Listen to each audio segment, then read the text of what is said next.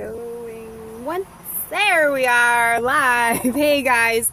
So I am starting off our live show because Leah isn't quite here yet, but I wanted to be here at 6 o'clock for you guys on the dot, and I thought that I could give you a little tour for the weekly roundup, what's going on here at God's Little Acre. And so this is one of our latest additions, little chickie poo there. So we have this ridiculous chicken, and she is a frizzle, and she's called that because she kind of looks like Big Bird. I don't even know how to explain it, but she looks like she stuck her finger in a light socket. It's this breed. So she's a cross between an Australorp and a frizzle.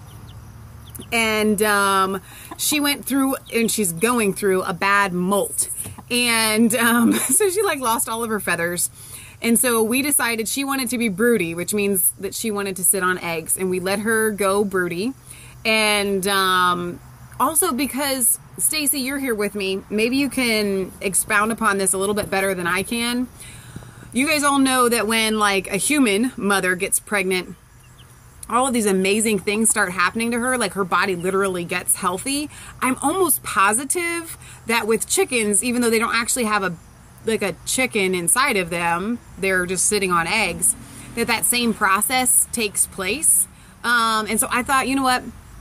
It's a little late in the season to let her go broody and hatch out chicks because you want them to be big enough and old enough to make it through winter. But I figured, you know what? She really could use the health because her molt was so bad. She lost all of her feathers. She's like bald, like this bald chicken instead of a bald eagle. It's so sad. Let me see if I can get in close and you can see. And she's also rotten. She's not a nice chicken. She'll probably peck at you if I get it close enough. So anyway, we let her hatch out chickens, and she only hatched out one. So this poor little chick that is in there by itself, close this up, is going to be like stuck at her hip for like ever, because she's the type of chicken to just, you will always come with me and you will always be my child. And she's already raised out chicks before, and she's done this already. So let's also, while I have you, and we're waiting on Leah, go and check on the piggies. Let me see if I can switch the camera around here. I think I can. The little piglets, where are they? Oh, there they are. There they are. So they are now like, I don't know, 7 weeks old, something like that. So 2 of them are getting ready to go to their forever home. But there's Mom over there. So they're happy as larks, like they really are super duper happy little pigs. Yeah, they're chubby coonies. So here's Leah, and so I'm having an issue, and Leah, hi, say hi. What's our issue? Well, the issue is that and maybe they'll be okay with it. Here, take that off there. Sorry guys. Your selfie camera on the front of your phone is a little bit fuzzy. Is that okay? I mean, does anybody care? Is it not that bad? I guess maybe they don't care. Doesn't look fuzzy to me. Okay. Well, are you guys okay with that? Sorry, I'm setting this up. So I've got the little stick. We have enough in the sun. We have enough light. I think we have enough light. Sorry. This is all about going live outside. It's the beauty. Did you tell them about your deer? I've not told them about the deer yet. All right, so I want to tell you guys a story before we get into the news about something that happened to me last night.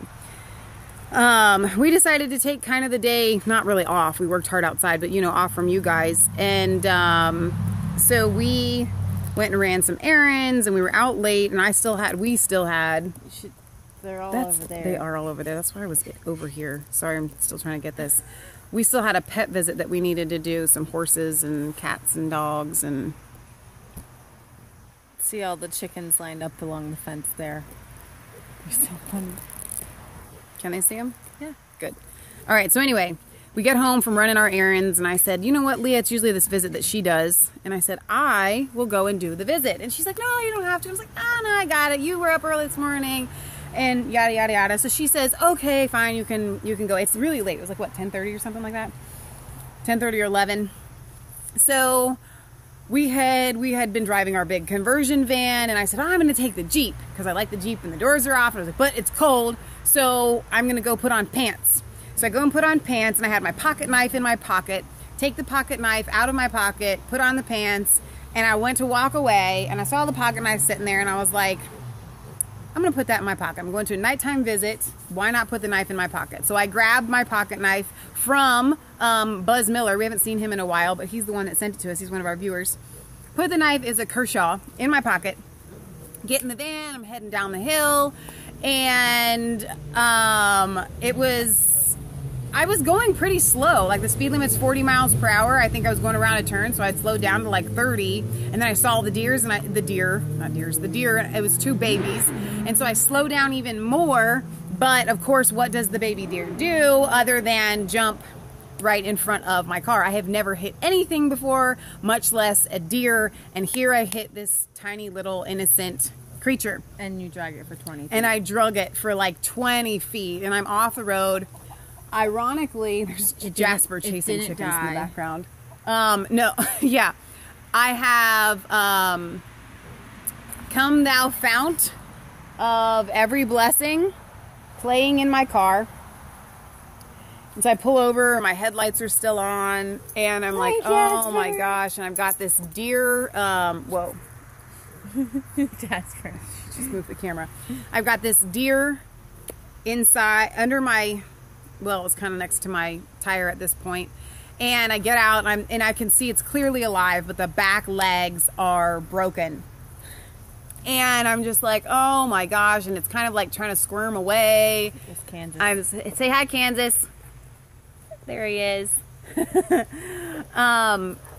He's moving. Oh, here, show what he's doing.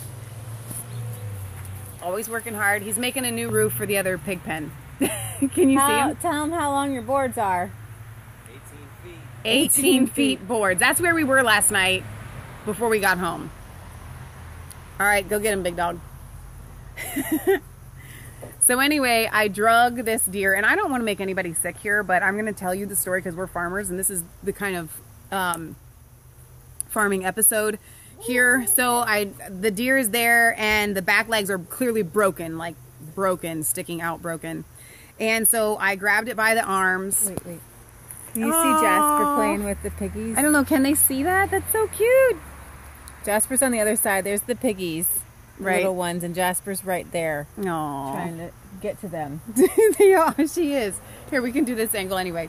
So anyway, I had the pocket knife. You know where this is going. In my pocket. And I drag it off the road. And I'm just like, I have to do this. Because the deer is not going to live. And... so I did, and I slit the throat of the deer, and it thrashed, and it was awful, and I kept thinking, this is taking forever. And after the fact, I actually had to go back in, and like I didn't realize that I mean I did. I knew as soon as I had cut it, yeah, it started bleeding out and everything, but it thrashed. So I called Kansas afterwards, and I'm like, how long is this supposed to take? And he's like, it really does take a couple minutes sometimes. And I just felt horrible because it looked like it was trying to live, but it really was just trying to die. And I realized afterwards, and I wanted to tell you guys this story because I kind of had a philosophical moment. Obviously, I cried on my way to the pet visit. I have blood all over my hands. I had to have my light from my cell phone so that I could see to do the D. So I got blood all over my cell phone. I'm literally holding my cell phone in my mouth like this. I'm going to hold it so the light shines on the deer when I'm cutting the deer. It was awful. I'm not sure everybody can handle that much more of the story. I know, I'm not trying to get it's like super detailed. Okay, we can. So the moral of the story is that I was able to do this 2 years ago, when we started, 2 or 3 years ago, when we started butchering chickens, and the guys would do the deed on the chickens. I couldn't even watch. Like, it was really difficult. You're looking at me like Michelle just stopped. But I want to get this point across. I couldn't watch it. So to go from that to She is a hero. To be able to take the non-cowardly route and go ahead and do the merciful thing, it just kind of blew my mind, and I wasn't upset. And I called Leah, and I was talking to my mom and Leah on the phone once I got to the pet visit, and I was like, you know, so many people, whether you're a man or a woman in today's day and age, that is something that we can't do. And actually, it goes along perfectly with if you guys follow me on Facebook, I posted this 6 points of modern education, schooling, that John Taylor Gatto actually quotes from one of these big head guys. Jasper, stop modern education. She's the chickens. I'm sorry. She doesn't eat them. She just tastes them. She's cruel. His name was Dr. Inglis, and there's a lecture hall or whatever named after him in Harvard. And one of the points is to kind of get people to not recognize your own mortality, to not feel life and death, to be childlike forever. Yeah. And so people are so grossed out about killing. They don't want to think about death. They don't. And actually, before, people were, you know, pretty open about death, life and death when you're on a farm. You know, it's a lot easier because see these piglets that we have, and I just showed you the baby chick.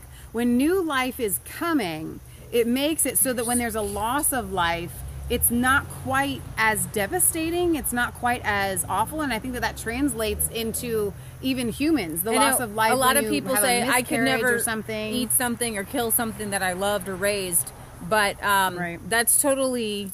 It's kind of, that's an oxymoron. Yeah. Because wouldn't you want to eat something that you did love, and that you did raise? Otherwise, you've got these factory farm things, and so everything from education to how we work to how we eat is factory, with no feeling, to no sense of awe of mortality. And I felt afterwards, I knew I wasn't in shock. Like I had literally reached this moment in my life where I am healed enough in this area of my mind where we all should be. And I think I was telling some friends of mine, I said, it's kind of child abuse to take that away from children. When children grow up on a farm and they see the life and they see the death and stuff like that, it goes back to John Taylor Gatto saying we've taken the humanity out of these children, where it's just any kind of death is just completely debilitating, and you can't move. Because I was thinking about another person in that situation. Maybe you're watching. You leave the deer. You know it's not going to live. You know the legs are broken. It's just going to suffer, and it's going to take like a day or two before it actually dies, possibly, because there were no internal injuries. It was just broken legs.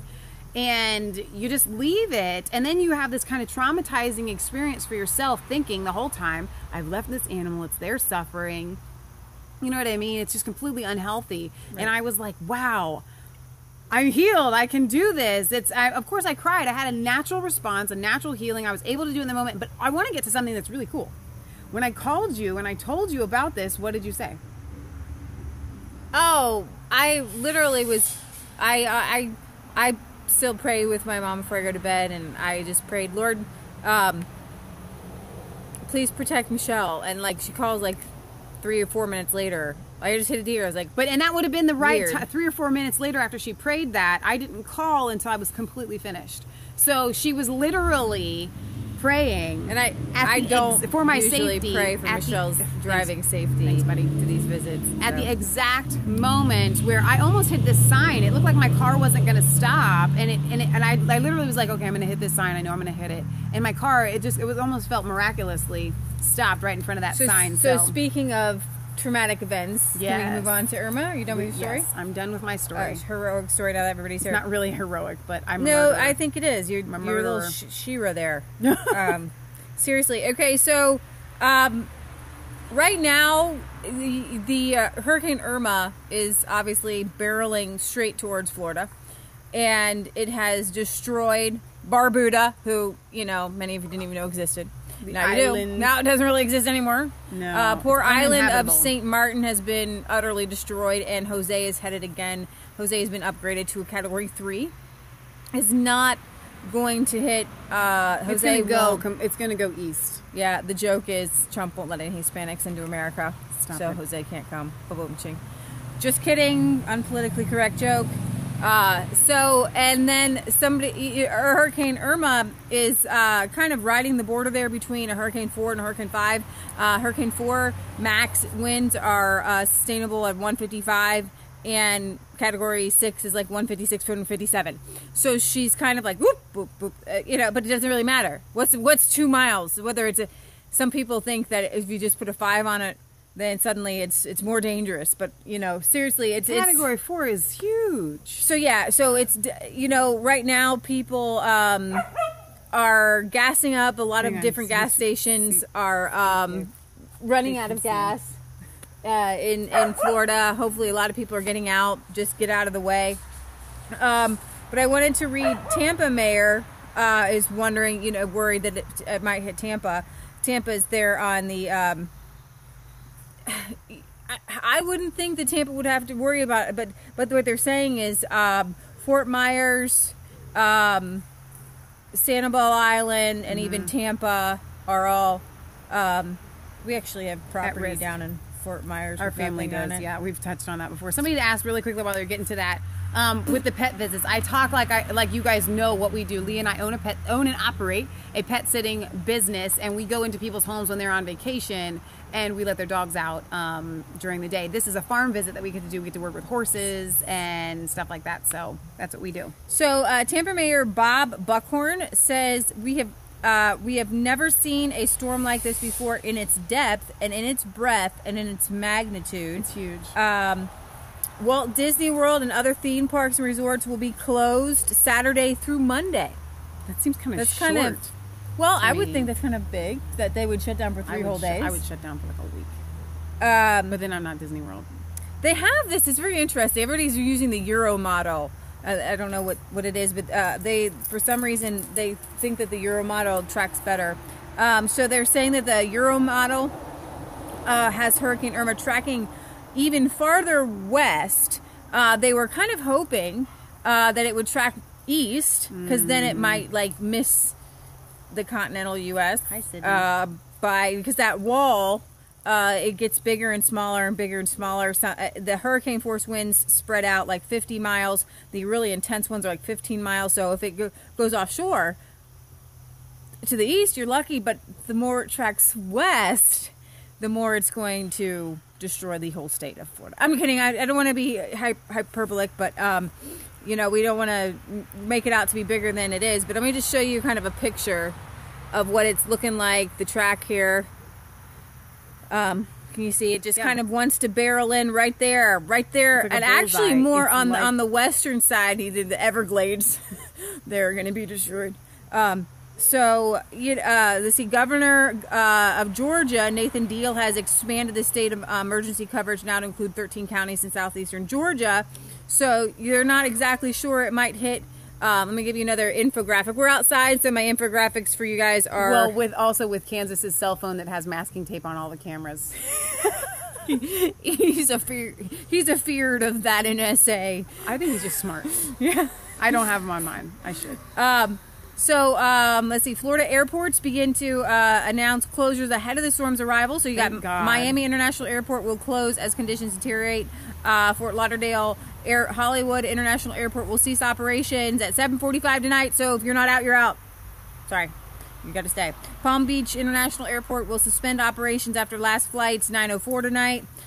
Key West International, they were actually suspended yesterday, so you're stuck. Sorry. Orlando Melbourne International will close after its last flight on Saturday. And Southwest Florida International Airport, Fort Myers, I think they're closed too. And Orlando International. So you've got all these different airports that are closing, so it's kind of like you got to drive. I'm sure every rental vehicle's already taken by now. I'm hoping that everybody... Gary, you're still down there in Florida. I don't know where you're at. Yeah. But leave, people. I mean, I get it. I think a lot of people are probably going to be fine, but it could just be really, really strong winds in just the different parts, especially northern Florida. But still, I mean, this is really scary. If you're on the tip of Florida, I mean, y'all people better just be gone. Yeah, so this is kind of some of the damage there in St. Martin. Just if and that was the video that we showed with where we went live 2 days ago with the building just falling. So we're just going to keep our eyes on it. Sunday morning is really when it's supposed to barrel on in. And then I'm sure we've got some Florida viewers batting down the hatches, guys. And just hopefully we're just going to pray that you'll be okay. This is kind of an unprecedented... The size of the hurricane and where exactly it's hitting, it's like It's the size of the state of Ohio. Yeah. Over the state of Florida.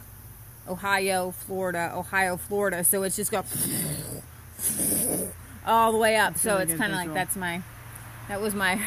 Somebody's asking man-made. Do you want to talk about that? And actually, this is where I rescind. I still haven't had a chance to look up the second wave of solar flares. However, I have heard it confirmed that there is a second coming of the next solar flare that was actually supposed to hit Saturday or Sunday, because Alex Jones was saying North Korea wants to do a couple more missile tests, but the solar flare might interrupt with their radio frequencies because they operate on older radio frequencies. Right. So, you know, I'm still not exactly sure about the solar flares. Some people blame them on a lot of things. I may have misspoke. I think I said that it caused Fukushima. I should have said it's a theory. It's a theory. That is, and we cover conspiracy theories here. We like to, that's what we do. We think things through. We look at all the angles. Right. I'm not going to take NASA for the face value. I'm not going to take any scientific paper for face value. But we do like to look at all the angles. I'm going to have to come down off this hill because it's hard for me to stand on it. I'm literally standing on the compost pile. Just move it this way. So I'm going to move. We're going to move you guys. I was like, I'm kind of tilted here. I'm on a hill. There. Now it's flat mostly. Oh, no, that's your foot. And you mentioned Japan had an earthquake. I wanted to let you guys know that Mexico actually had somebody just said to cover that in the comments. Guatemala earthquake. And so it's really... there's so much happening right now. Yes. I don't even know where to begin, seriously. Little things like, I don't know, many of you know, there's a idiot from Goldman Sachs, whatever, named Gary Cohn, who's Trump's chief economic advisor, and after, which was it? It was, he broke ties with Donald Trump. But he didn't break ties. Bannon said, if you can't agree with the president, actually, there's a whole interview that Bannon did, and he is so good. And I'm so glad that he's out of the White House, in that he can now speak for the people. Right, and have a voice. Donald Trump is, I think he's playing the art of the deal. And that's... at first I'm questioning, why are you making deals with Nancy Pelosi? Why is Nancy Pelosi coming out saying, maybe our rhetoric on the president has been too harsh. The American people don't want to hear us bashing the president. You still have Maxine Waters, her she's not going to let that go. She's a dog with Trump. a bone. I don't care. She's never She doesn't know how to be the... Jasper. Unfortunately for Maxine, she's having too much fun. Unfortunately for Maxine, she doesn't know how to be a politician. Nancy Pelosi is the consummate politician. She knows how to lie through her teeth. She loves lying. It's her second nature. Jasper! She's just having a good time. She tortures them. This is a new thing. She's 12 years old. She's 5. This is brand new. She's turned her into a puppy. Oh my gosh. Look at her. Look how happy she is. Show them your happy face. Oh yeah, they can see the happy face. Show them you're smiling. Jasper. She's really happy now that she's chasing chickens. She loves it. Gary Cohn is not up for the Federal Reserve spot, and I'm hoping that somebody gets in the Federal Reserve spot to replace, I think her name is Janet Yellen, at the Federal Reserve, who can, who maybe doesn't agree with the Federal Reserve. Rand Paul, again, he's every 2 weeks he's saying, hey, you want to audit the Fed? It's a good idea. I think it's a good idea. I think we should audit the Fed. I agree. So he's out of the running. Reuters reported that Trump hates him and wanted to fire Conan. According to Reuters, says Steve Bannon says Cohn, like a cone, whatever. Steve Bannon said Cohn should resign for breaking with the president over Charlottesville, which was such a stupid thing, anyways. I gotta tell you guys, can I insert something? Sure. My mom has been watching Charlottesville videos all day long. And I was in the living room, and I was doing like work, invoices and emails and things like that. And I gotta tell you guys, this is not Resistance Chick's official opinion. But the people that have been analyzing these videos have come out with some gems. They have. And I am telling you guys, it is highly, highly suspect. Okay? This stuff is so crazy. And at first when my mom came to me and she's like, Michelle, I really believe that the mother of Heather Heyer is the mother of the Sandy Hook victim. Oh, shoot, what's her name? No, I can't even remember. And I went and I looked at the pictures and I listened to some audio and I was like, you know, this is such a huge conspiracy theory. I don't think I can go there. I was like, Ma, I can't. I cannot go there. Well, today I watched footage. Thank you, Vicky Soto. And I was like, I looked at my mom and I was just kind of like, I don't know. It could be. I mean, it's pretty convincing. And she looks like the exact same woman. She sounds like the exact same woman. She has no Sandy Hook emotion. Opened all of our eyes. With she has these literally coming out, giggling she is not and crying. laughing. And another thing is, one of the videos that I watched pointed out the fact that this woman, Heather Heyer's mother specifically, is a professional speaker. If your daughter has just died, unless you already are used to public speaking or in management or something where you have no problem getting up in front of literally the entire world and not getting shaky. Like he mentioned, you guys might have seen this video, he mentioned like talking at like a funeral. You got to go up there. You've just lost your loved one. You're going to, and she was just so pro.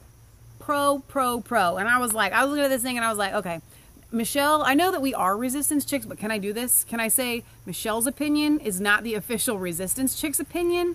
And Michelle's opinion is it's the same lady. It's the same daggum lady. I gotta tell you, I'm gonna watch this stuff today. And the footage, man, this stuff, you guys just have to go and Google this stuff for yourself. I'm just saying, I don't know. I don't know. So I wanted to throw that in there because we do. It's not just a conspiracy theory, it's truth. I don't have any facts, guys. I just have my gut. My gut says... when we're talking about Irma, it's really disconcerting that you have a lot. I mean, social media is great, but you have a lot of people saying things like Jennifer Lawrence saying that the hurricanes are like Mother Nature's punishment for voting for Trump. What? Which is, you know, I mean, actually, I know Christians have said that about 9/11 for the sins of America, but to have a lefty say that, a lefty laughable. liberal say that it was Mother Nature's, and in that interview, the same interview, the interviewee said, you know, I'm really feeling like we're in the apocalypse. It's kind of a little bit weird. So we were talking about, we went to Sandy Hook. I think we were talking about weather, geoengineering and things like that. Is this Irma solar flares? Is it geoengineering? Is it just nature? Is it just natural? I mean, we used to have, I mean, we've had lots of hurricanes. We've had, I mean, it's been rather quiet, so we're not used to it. But listen, before the internet and before YouTube, my mom just played the Weather Channel. Right. Because it was always news of Right. always some destruction and Right. destructor coming. Especially living in Oklahoma. And so we haven't had that. And so I do believe in geoengineering because I think that under Obama, Yeah. I was really shocked that we haven't had those kinds of hurricanes. It's been a long believe that they time. do have the ability to kill a hurricane before it comes to land. Or I'm not sure they have the ability to create one, but I do know. I really believe. I know that they have the ability to, kill one. Yeah, with the I dry ice think and they things like that, definitely so. have the ability to create one. But whether they're doing it right now or not, I don't think that we have enough information to say for sure. But I do think that it's something that we need to be looking at, and talking about. Right, and one of the things that is for sure, like totally for sure, that they are concerned about the sun's rays hitting the earth. And so between when I was a kid and then even when my mom was a kid, dogs running around, the whether it's contrails or See, now she's smiling. you guys are in the way of the camera. Okay, all right, bring it back. Whether it's contrails or chemtrails or whatever, scientists admit that the clouds are blocking the sun, actually having a reverse effect. And it's not the clouds; it's the cloud seeding and even the.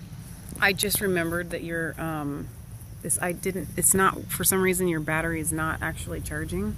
Oh, So you need to go get another thing? I'm going to go get an extension cord and a real charger. That won't work.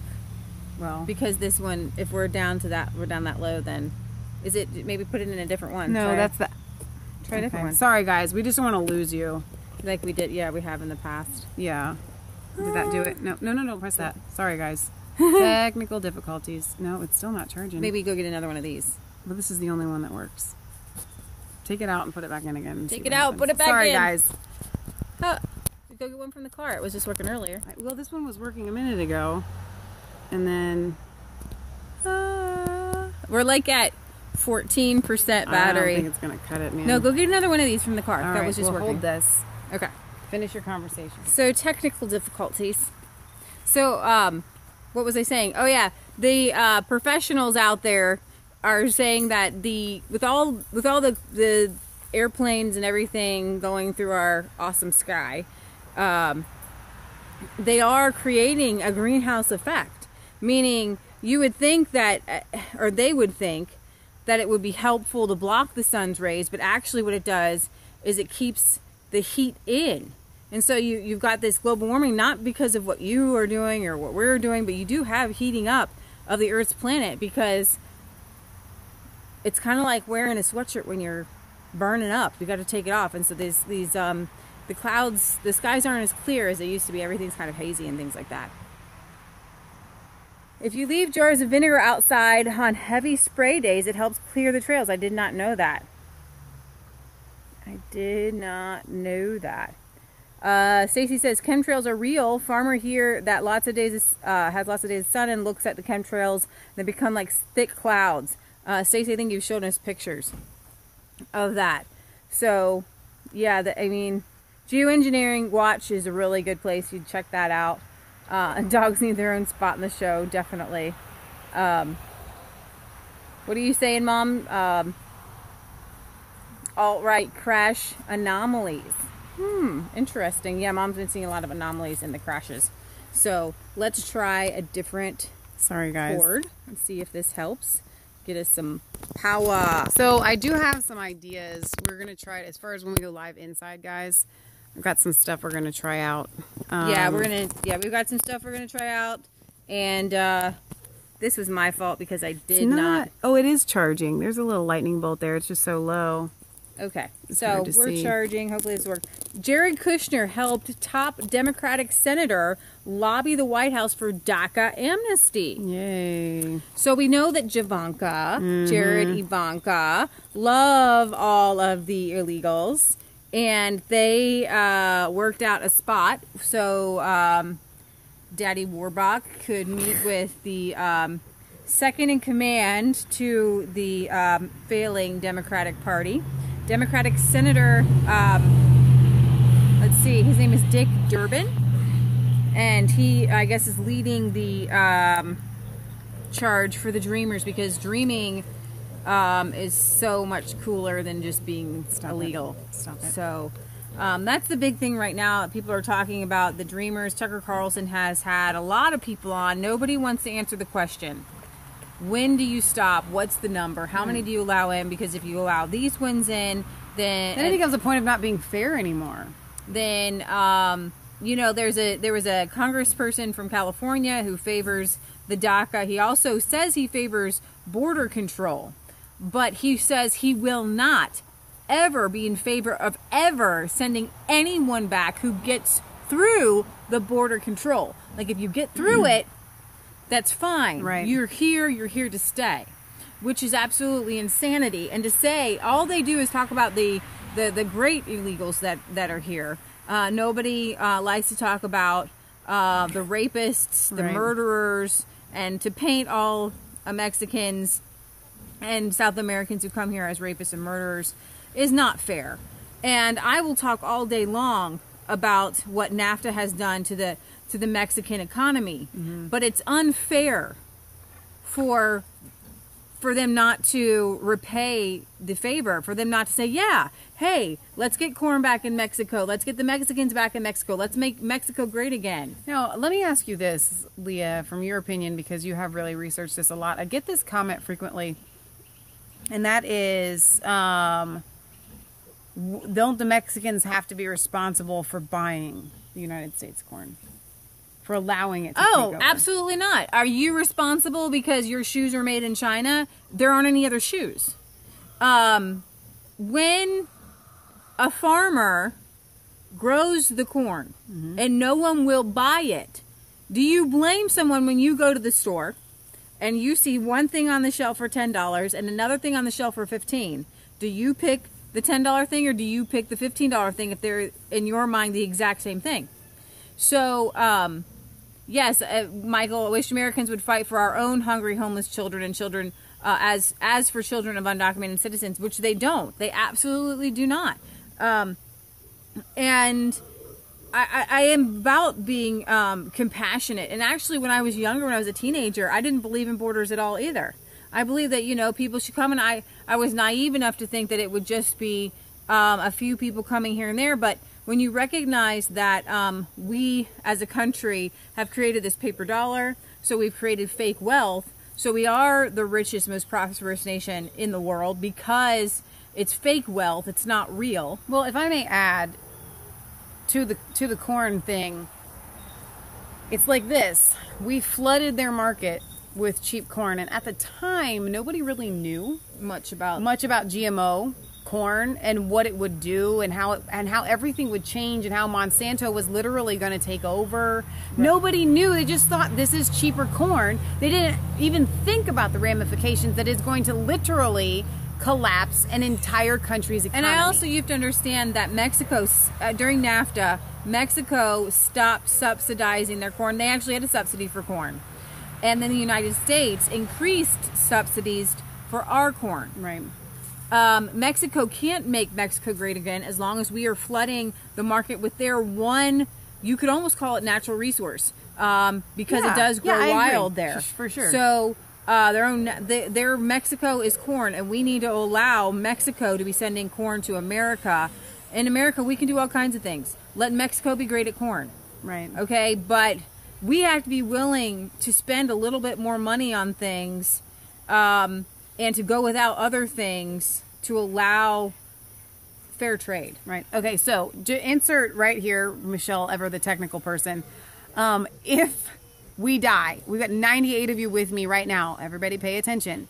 If we die, we will have to open a brand new stream, and we will do so using Matt's phone, and then Leah so we will get it all back up going again. Just come back literally and go to our channel and wait for that new live stream to come. I just am thinking about that. If we lose you again, I'm sorry. It's my fault I didn't charge my phone. It's my fault. Friday, Leah. I know. I thought about it on my way back. I know. All right, so let me insert right now while I have you. If you guys didn't see, and I totally want to plug this because whenever you do a video, you want everyone to see it. Right.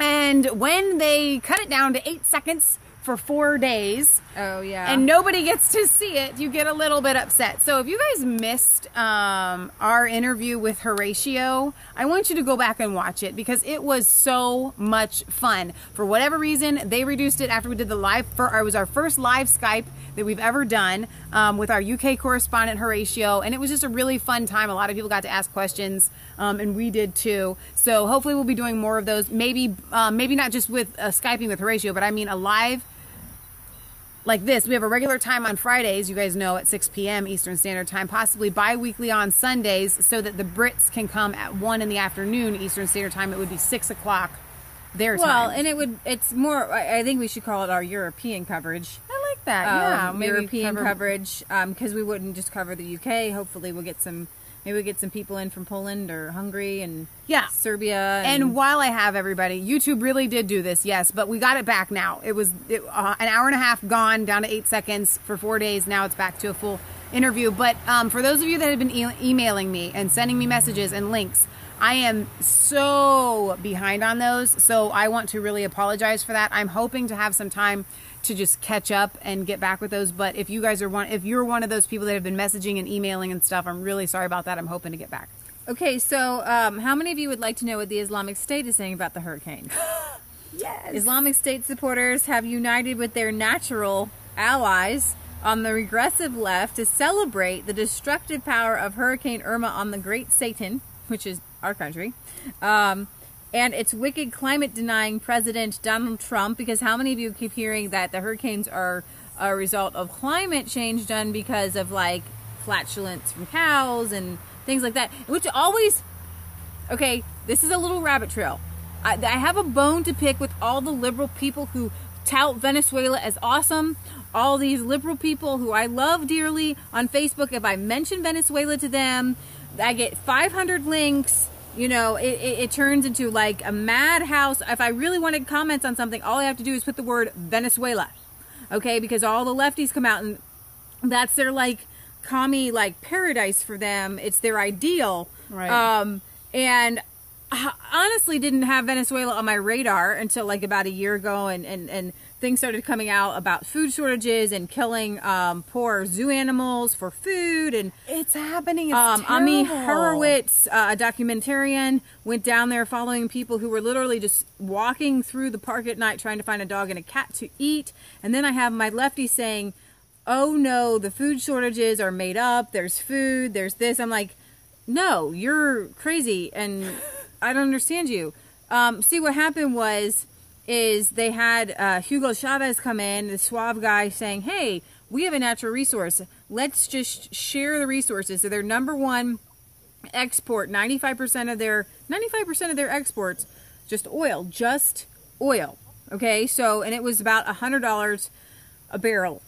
And everybody was doing pretty cool, and they had some social programs, and everybody was happy being a little socialist communist country. Before that, they were literally the richest South American country at the time, and they were on the verge of being like a first world country, like totally cool, right? And they literally have communists. I've seen some interviews. They call themselves communists. They call themselves Reds. Mm-hmm. I don't know if they've actually read Karl Marx, and if they have, I have to tell you, that's bad.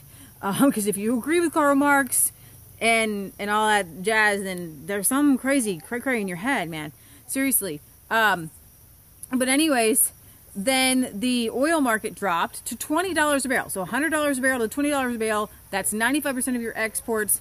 So then you have Maduro saying, Chavez's successor, saying, well, just plant some rooftop gardens because I know there's no food because we import everything. Right. We import everything. It's called the ultimate of laziness. Like, it's the ultimate of laziness. Why would you grow food when you can get it for free? And right. Then what happens is once you have no food, these people in Venezuela have lost so much weight. They are very small people. Each person has lost at least 15 to 20 pounds. So once you are actually hungry, the mindset of growing food and doing something for yourself is gone. Right. And that's what happens. It's not that you shouldn't be like, oh, well, they should just be growing their own food. Of course they should be doing that. They're hungry. They've lost it. Now they are just in this gimme mindset. They can't get out of it. Insanity. And so they spend their efforts rioting and protesting, which they should, rather than, not rioting, but you know what I mean, protesting what's happening, rather than actually taking, their own lives into their own hands. So I'm not exactly sure what led me to talk about Venezuela. I was actually, I will probably remember in a second. But I don't care. So here's some, if you don't follow MEMRI on YouTube, it's a memory. Translation. We call it memory. They translate what we need to know in the Arabic world. May Allah drown the enemies of Islam and force them into their knees, subdued and humiliated, defeated and scattered. And that is right there, the hurricane. So they're pretty excited about the hurricane. May dua tonight that Allah destroy them and shake them and restrain their might to heal the hearts of the Muslims bombed in Mosul, Raqqa, and elsewhere. So 3 hurricanes hit the U.S. and the strongest of these hurricanes is Irma. We ask Allah to destroy America and to destroy it, that it cannot rise. Though Islamists and progressive differ as to the cause of the hurricanes, one side ascribes them to Allah, the other to Donald Trump and man's selfishness, greed. Oh, that's what it was. And refusal to amend his carbon-guzzling lifestyle. So, back to Venezuela. So, you have these socialists. And socialism is communism. Just tell yourself over and over again, socialism is communism, socialism is communism. Okay? And you have these commies, these socialists, who tout Venezuela as the most awesome country in the world because they took their oil exports and made it nationalized 95% of their exports. Wow. But oil creates carbon, creates climate change. And so is Venezuela the largest climate change denier on the planet? Could be. So are they're promoting the oil, but then you've got people going to protest the Keystone Pipeline, but they promote Venezuela living off of the oil exports. So you want to be a robber baron and live off of it, but you don't want people to use it because it creates climate change. And I wanted to do a whole video that talked about liberal, progressive, leftist psychosis. You don't make any sense. Seriously, if you don't want carbon to, and you believe, and you really believe that all of these cars are creating and changing the planet, why would you tout Venezuela as this awesome country for using for basically, it's kind of like, if you believe that cyanide kills people, then why do you make money putting cyanide intravenously into people's bodies? It's like this, and this is the way I kind of view it. You don't like my cyanide No, I like your analogy? cyanide. I'm with you. I'm down with that. But I want to go back to one of their, they called Trump a climate denier, climate change denier. And that goes to the Paris Peace Accord. And all that does is create a tax. And so it literally just says you now have, it's not going to reduce anybody's carbon footprint. It doesn't cause anybody to make any changes whatsoever. It just creates a tax. And what it reminds me of is alcohol tax and tobacco taxes. They don't want people to stop smoking. They don't want people to stop drinking. Why? Because then they wouldn't be able to tax them on it. So they don't want you to make these changes because then they can't make money on it anymore. And that's what it all boils down to. It boils down to money, greed, and power. Well, there's a tape that goes back from 2010 when Osama bin Laden released some tapes revealing himself to be very concerned about the threat posed by man-bear pig. Airplanes falling from the sky and killing hundreds of innocents in their workplace, not so much. Speaking about climate change is not a matter of intellectual luxury. The phenomenon is an actual fact, the tape says, according to Al Jazeera. All of the industrialized countries, especially the big ones, bear responsibility for the global warming crisis. So now you have the leftists and the liberals saying, well, Osama bin Laden had some really good things going there. Maybe he's not so bad. In a separate letter, bin Laden urged a close aide to launch a media campaign for the 10th anniversary of the September 11th attacks that included a call for cutting greenhouse gas emissions. Bin Laden contended that the world would be better off fighting climate change than waging what he claimed was a war against Islam. The world should put its efforts into attempting to reduce the release of the gases. The struggles between two of the largest cultures on earth. So you have this alignment between Islamic extremists and climate greenhouse gas crazies. And I call them crazies because I believe pollution is awful. We live as sustainably as possible. I want everyone to grow a garden. I want you to buy local. But they don't want you to buy local. Right. They want to tax the carbon. They want to make money. They want to create, they want to pat themselves on the back. They want to create electric cars that actually use more energy than what they're saving. Actually use more carbon. And the whole idea that carbon is some evil thing, guess what? CO2 isn't a bad thing. Trees.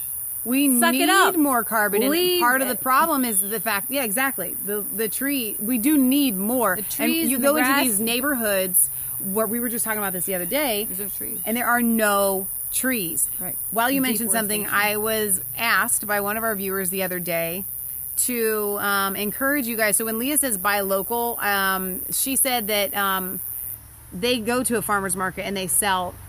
That's what, when we say buy local, there are farmers markets around where you live. Seek them out and find them. Yeah. Buy local. If you can't grow it yourself, find your local farmer. CSAs. Seek them out. There's buylocal.com. You can search the internet. You can search local things. You can find local honey. You can find locally sourced anything. Right. We get we can't grow everything, so I get some vegetables, and we get our cow's milk from our Amish friends. And they're actually Mennonite. But old people are order going to Mennonite. understand if I say, well, they're Jesus believing people. I know. From what I understand. Exactly. So, yeah, they're going to understand that a little bit more. All right, I want to go back to a comment that Michael Thomas had left earlier, and sorry, I got to go back a little bit to find it. Sorry. Oh, it was a ways back there. I mean, the comments are hopping today. If I can find it. Oh, for crying out loud. Was it really that long ago? Leave it again. No. Yeah, leave it again. Alex Jones had on this woman. Her name is, I'm going to look her up here because I don't remember her name exactly. It's Joni something. And she's from Cincinnati. She's from right down the street from us. And she is suing CNN and bringing a class action lawsuit against CNN for their fake news and inciting violence against Trump supporters and the like. And she said that she's just got on Twitter about 3 weeks ago. She just found out who Alex Jones was. She's being red-pilled really quickly, she said. And what she did was she was watching CNN, and she was watching, who's the one? Not Don Lemon. Yeah. And she said that Michael Moore was on there, and that either Michael Moore or Don Lemon, one of them called Donald Trump a rapist. And I think it was Don Lemon looked at the camera. This is what she said. And he said, if you still support Donald Trump after this, then you are complicit to rape as well. So basically calling all of us rapists. And so she's suing CNN because CNN on their website says that they fact check everything. They have a team of lawyers fact check all their stories to make sure they're truthful and make sure they're honest. I'm proud of her. And I am very proud of her. You can sign on to this class action lawsuit as well. I love it. Go ahead and do your thing because I'm going to look up her little No, it was website just a little here. comment, but to me it was worth reading. He says, Rush Limbaugh said that Irma is a liberal hoax to push climate change, and days later he flees his home. Life comes fast. You know, yeah, exactly. I don't listen to Rush Limbaugh anymore. I know a lot of conservatives like to still tout him. I think he's had too many prescription medicines, too many crazy things going on in his head. As a kid, but he still does have a lot of factual information that he puts forward, and it is helpful. Well, here's the thing. As a teenager sitting by the pool, what I listened to was Rush Limbaugh because I hungered for the red pill as a teenager. This is real life. Like, the Friday night show can be a little bit more relaxed. So we go hiking, right? And we climb these hills. And down this hill is steps. I mean, it was like, how many steps are there in that? Like 200. Like, they're steep. And it's like, and at first I was running them. And I'm like, yeah. And then I get like halfway. And I'm like, I'm going to die. I'm going to die. We get to the top. And Lee's got sandwiches packed for us. And it's just so awesome. I say us because Kansas was with us. And we were walking a dog. And we get up there. And we're eating and we're sitting under this like gazebo at the top of these things, and this guy comes up. He's probably like our age, Leah's age or something like that. Or younger. And he gets to the top and he's like, I used to be able to run them all. And then he goes, one foul. And then here's the punchline. And he goes, don't get old. Don't get old. And I'm sitting there and I'm looking at this guy who's like definitely our age, like for sure, like not any older. And I look at Leah and I was just like, Don't say anything. Say it. I wanted to say, like, let it just sit there. Hey, buddy, we're right. probably the same age. How old are you? Yes, I know. I love it. It was a great self-esteem booster. Yeah, we're your youth like the Eagles. Kids sitting there as little teenagers. Okay, I don't think we could convince anyone we're teenagers, but in our young 20s. So there you go. I think we have new viewers who don't know how old we are.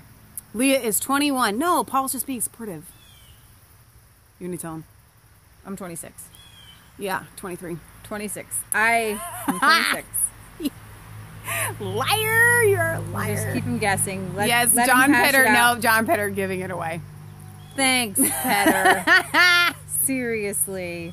Oh, Joni Turner is the Ohio attorney and others. She's got 25,000 people on her class action lawsuit, which is really fantastic. She posted a YouTube video August 20th. Turner said that such action has never been done before and will require 4,000 to 5,000 people. She's got 4,000 to 5,000. She's got 25,000. She's awesome. So excited. She wants to get more. She should get millions. Right.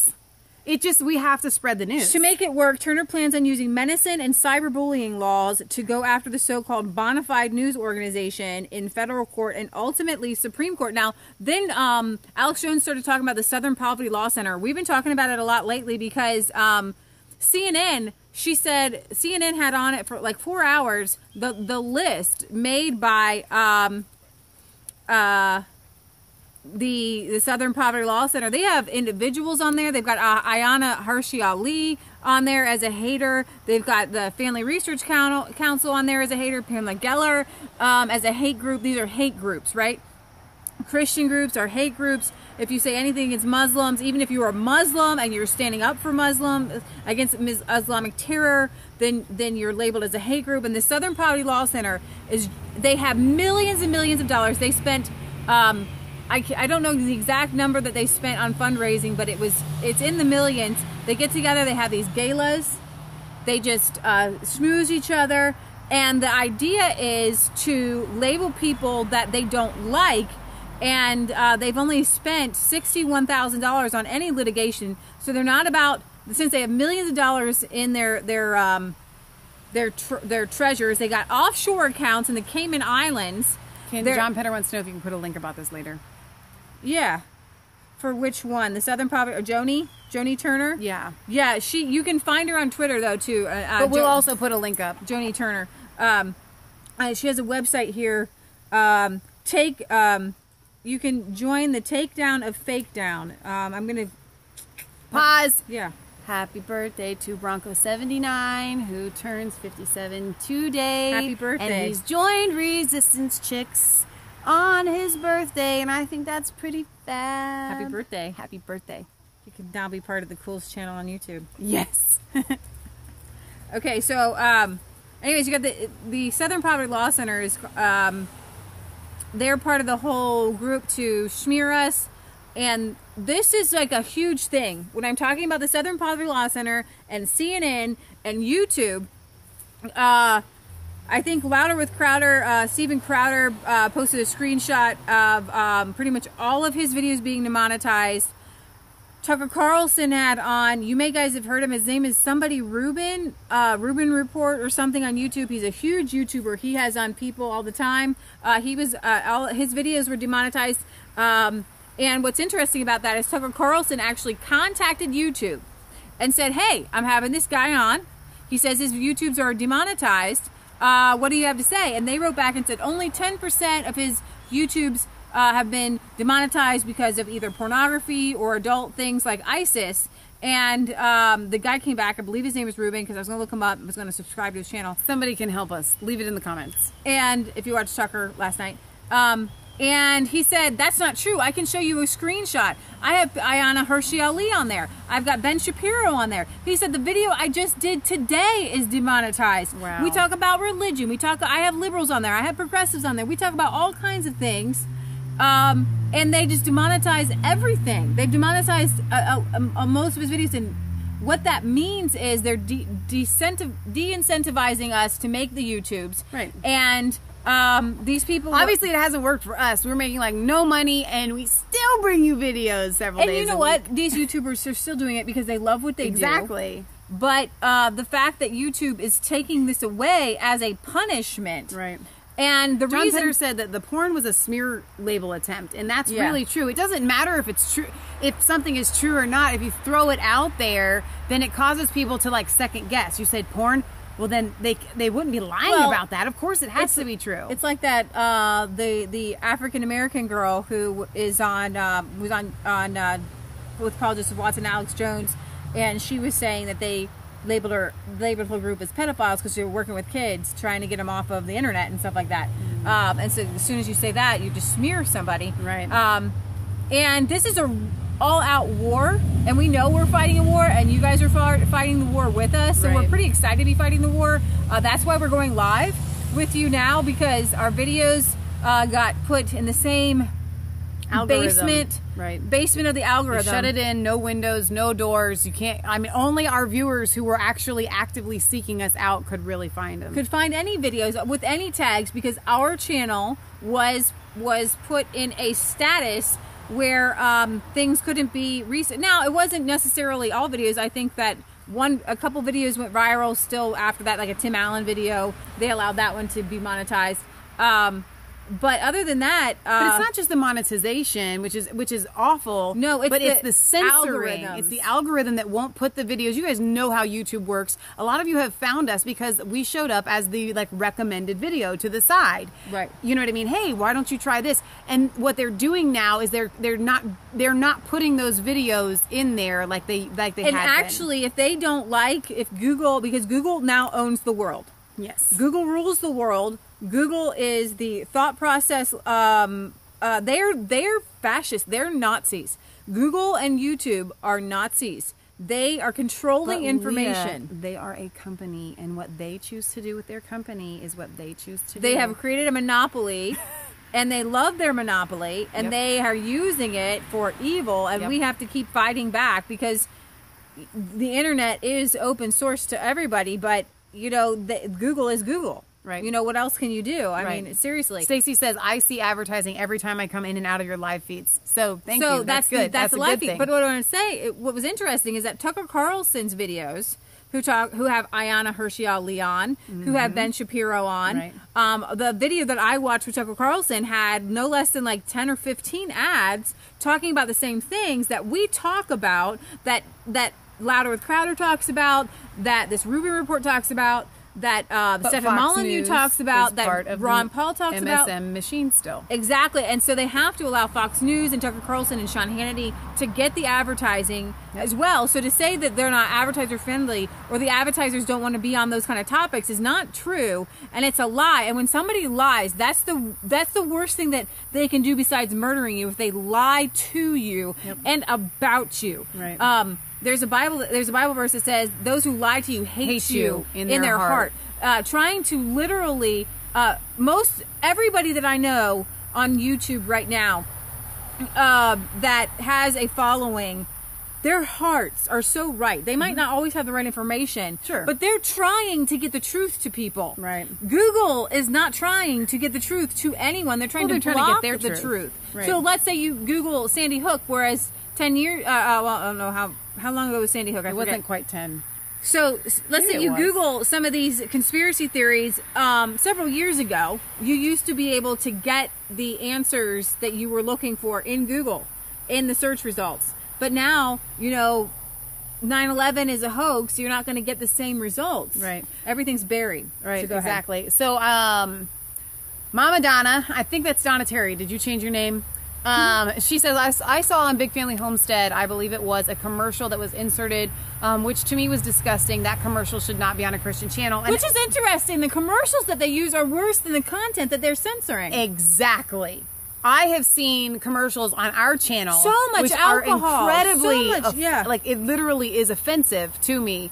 And I'm like, but you won't let our content be out there. It has to do with censoring. Now, while you brought up Big Family Homestead, we go live every Friday, and it started because of the Homestead Network, which they've kind of like dialed back, but it still is worth my time. I want to encourage you guys to go and watch, subscribe to Big Family Homestead and Go and Batty, which are our two go-to homestead channels. They both have just made two big moves, and so those are channels that we like to plug here on Resistance Chicks, including Cypher News and Worth a Look. Those are kind of our Resistance Chicks family of channels. I want to take time to do that. One thing I like about Alex Jones is that he doesn't mind correcting himself. So I'm going to go back to the solar flare thing, because when we go live, Michelle might have a piece of information that I don't have, and so we had that's not often. Y'all know that's true. I have the information that Leah doesn't have. So but it does happen. So I want to go back to this solar flare, and I want to show you this picture again of this solar flare, okay? And because I think it's kind of important, is huge solar flare sparks widespread blackouts, may deter Korean missile launch this weekend. If you guys are just coming with us, if you stayed with us, I'm going to kind of repeat it, but I'll give you a little bit more detail on this. This is the largest solar flare emitted in the past decade, and the Earth has already been affected by blackouts. NASA has reported a huge solar flare was emitted by the sun, and it is the most powerful one since 2006. This solar flare has already caused some radio blackouts on Earth, and it may cause aurora visible as far south as London. On the morning of September 6th, scientists watched as 2 X flares were unleashed by the sun. The stronger flare was the second of the 2 emitted by the sun yesterday morning, and it was seen by NASA's Solar Dynamics Observatory, SDO, at 5:10 a.m. What is that? What? Is that a video? I think that's the video of the sun. Yeah, I can show them. The sun unleashed an X2 flare with an X-class detonating and the most intense flares. Then at 8 a.m., a much bigger flare measuring 9.3 was unleashed. By comparison, But they're calling it an X10. Yeah. The last time we saw the flare this big was 2006, which measured at a X 9.0, and the number shows the intensity, with X2 being twice as intense and X1 and X3 times as intense, and so on. The loops of plasma emitted during these 2 flares were 10 times the size of the planet Earth. Scientists got to watch the massive coronal mass ejection from these flares, which can be seen here. Hang on. Wait, yeah, they can see it. They can totally see it.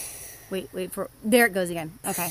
Actually really cool. That is really cool. According to NASA, the flares were emitted from an active region of the sun and different. But scientists say the timing of these big flares is rather odd, as the sun is currently heading towards the quieter period of its 11-year solar cycle, known as the solar minimum. This is the phase when such eruptions on the sun are increasingly rare.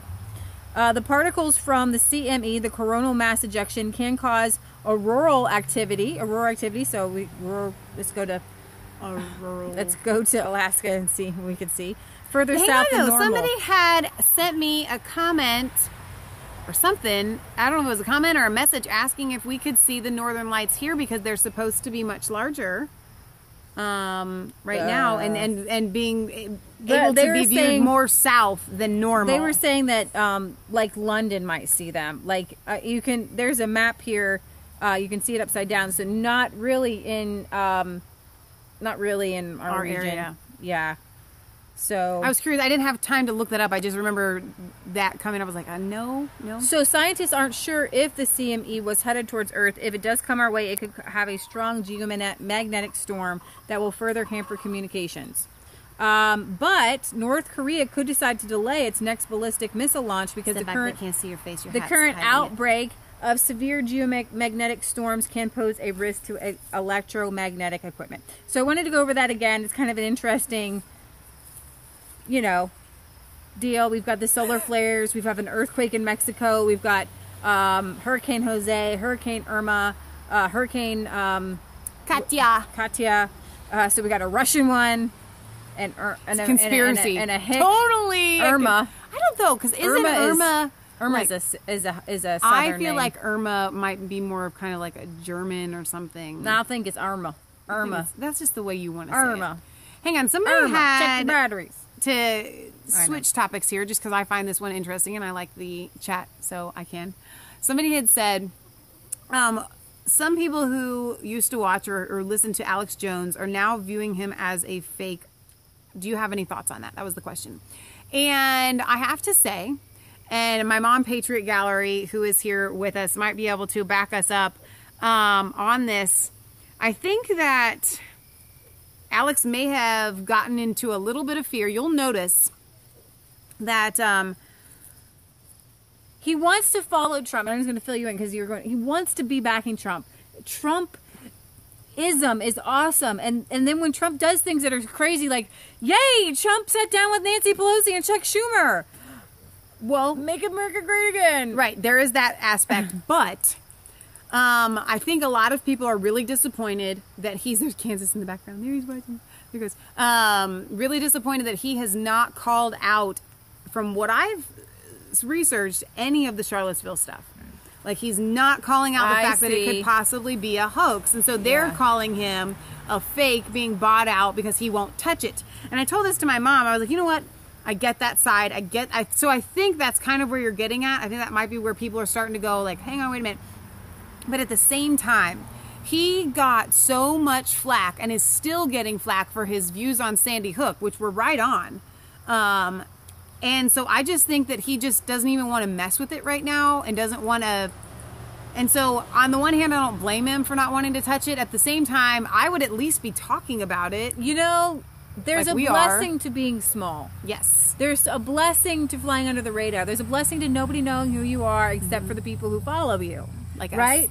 Okay? As soon as you're on the national stage, then everything you say is micro-analyzed. And unfortunately, you can't talk about conspiracies the same way anymore. Right. Because people will destroy you. And it gets to you and it hurts. And if you're on there every single day, and you know... I don't know how they do it, because we get a couple of bad comments, and then you're just kind of like, you do develop a thick skin, but if it starts happening all the time, like we were talking about Stefan Molyneux, he is amazing. That guy is so right on, but if you go to the comment section of that dude... So, like, yeah, he has videos on socialism. He's got, like, 9,000 thumbs up, but, like, 4,000 thumbs down. Yeah. So... you know, it just, and obvious, and every time there's a negative one, it outweighs like at least like 100 to 1 the positive comments. Right. So I can see where Alex Jones is headed, but Alex Jones' heart is right, and I'm actually I'm listening to a broadcast from 2006 with Alex Jones and John Taylor Gatto, and it's so awesome, and I'm learning so much. And so is the next special we're gonna do gonna be kind of like on the John Taylor Gatto? I'm gonna put something together later. I put together a video, and I can hopefully maybe put it in the link, where we pretty much covered a surface layer of education from the John D. Rockefellers from like 1910 to like 1960, and that era where things were really going bad, where the Rockefellers and the Carnegies and the Fords really pushed the mass of compulsory education, and the idea of the Prussian model, which is train people to only the level where they will be in society. Which, interesting, is everybody says that education is supposed to be an equilibrium and you can do and be whatever you want, but that's absolutely the opposite. Public schooling and state-run schooling trains people actually to be in classes. And if you guys are in Britain, as our friend Horatio pointed out, you guys still even have a worse class system than we do here in America. You still have the upper class who can afford to go have tea at the Ritz or whatever. And, you know, you almost have a caste system like in India. And the educational system, and we see it here, and it's like, this is what I want to tell you guys. Stop listening to what people tell you, and you guys already do this, that's why you're watching us. Follow your eyes. This is what we talk about with like illegal immigration. Don't listen to what people tell you. Don't even listen to your heart, okay? Because your heart can lead you to just like, you know, do stupid stuff.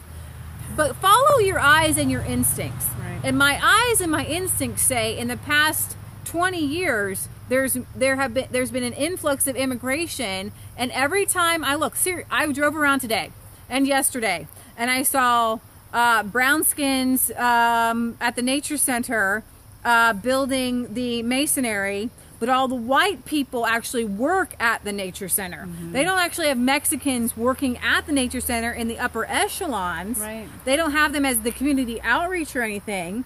Those are all the rich, elitist white people. But they hired the brown people to do their stonemasonry. I go past down a street where all these brand new giant houses. We're in a suburbia where we have giant, huge subdivisions built with huge houses. I mean, these are just, when I was like a teenager or younger, they had like what I called mini mansions that were being built. These houses that are being built around us are just gargantuan. But they're being built by the brown people, lived in by the white people. They're not being, if our country, what, I want to rotate so that we can get the chickens in the shot. Okay. So if we actually, just leave that. Okay, if we actually cared about people and we cared about, the liberal racist people, There they are. the liberals are actually, they talked about racism and things that are within their system. The liberals are the elitists. The elitists are usually the most liberal, and they're the ones that want to give the brown people the jobs and have them come in, because, you know, we like cheap labor, and they want to be here and they want to work for cheap. Kansas is putting on a roof, but if we wanted it up quick and we wanted it up cheap, we could hire Mexicans. Right. And that's just the truth.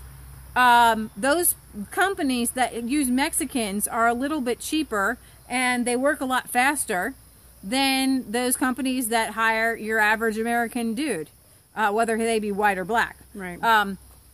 And that's just the truth. And it's I always want to tell people and shake these coastal elites. Like Morning Joe, they're like the worst. They even admitted to being coastal elites. I watched them. Well, if they call us coastal elites, yeah, we just are. We are elites. No one says I'm an elitist with a straight face.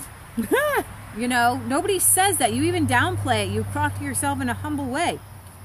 Right? So use your own eyes.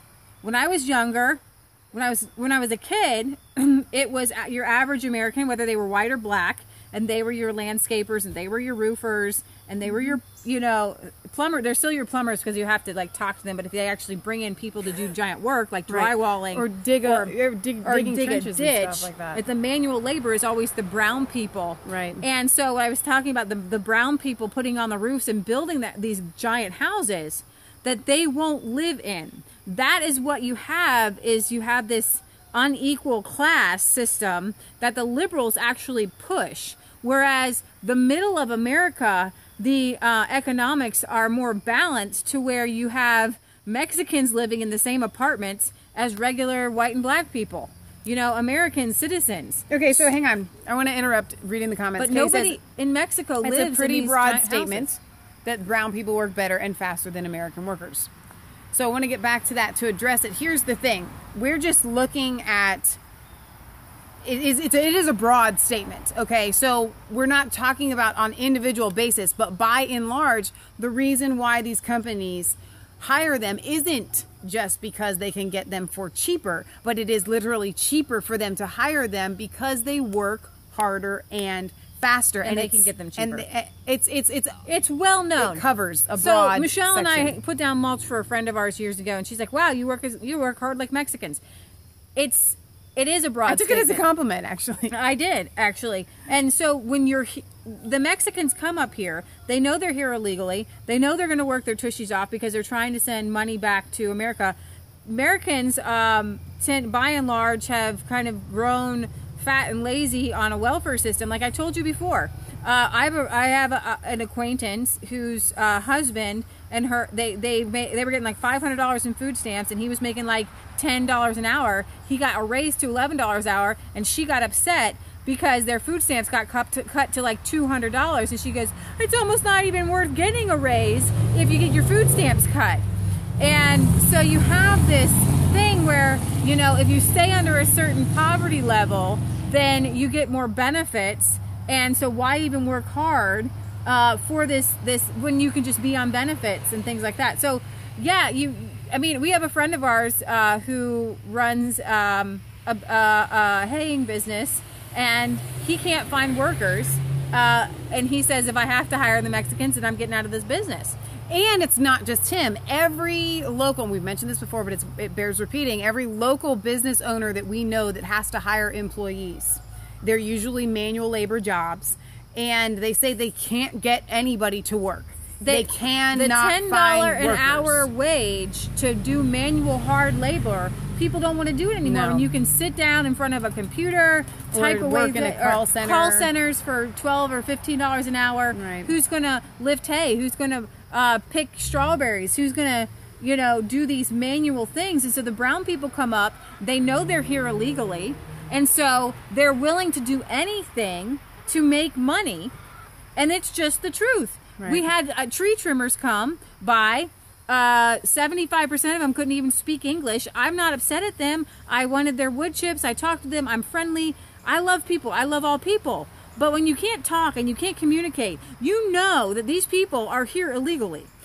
You know that they are. And you know that these tree trimmers are probably taking the jobs.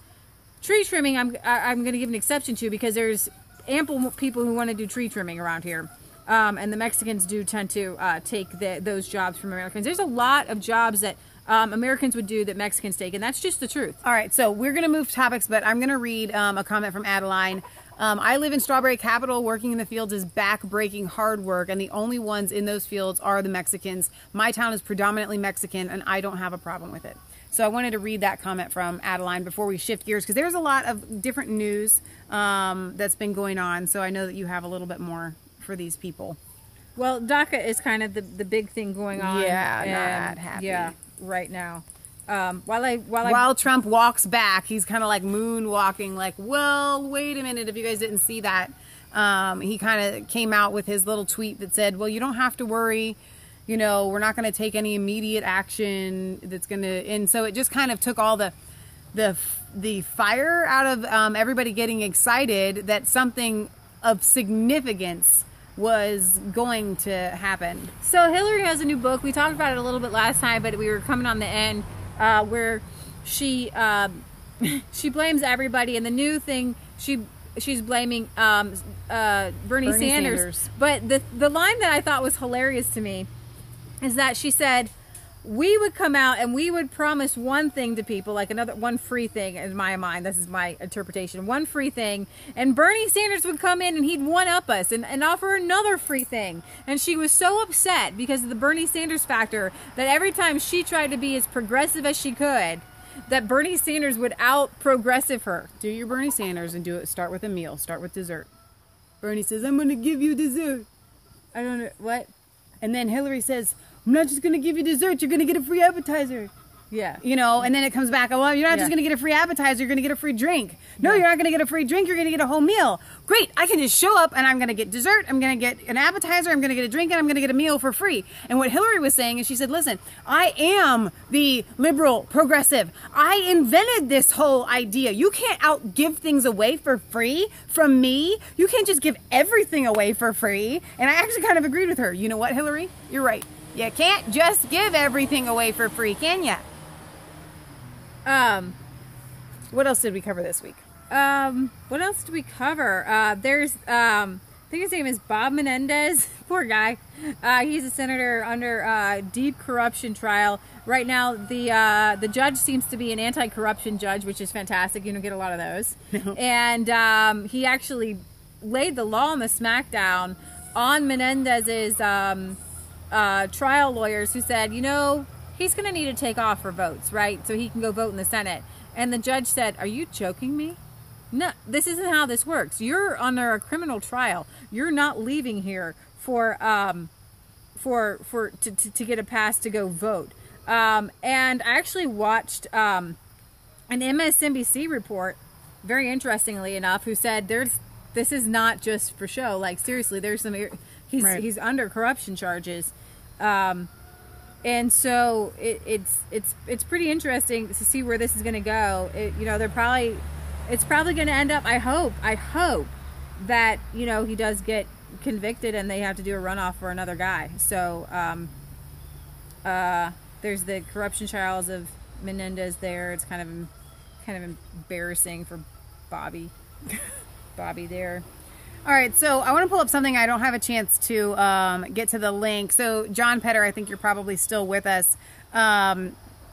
He had sent me an email saying, in the United States, researchers found that 94% of all water samples, including tap water from places like Trump Tower and the Environmental Protection Agency's headquarters, were contaminated by plastic. Interesting. That is interesting.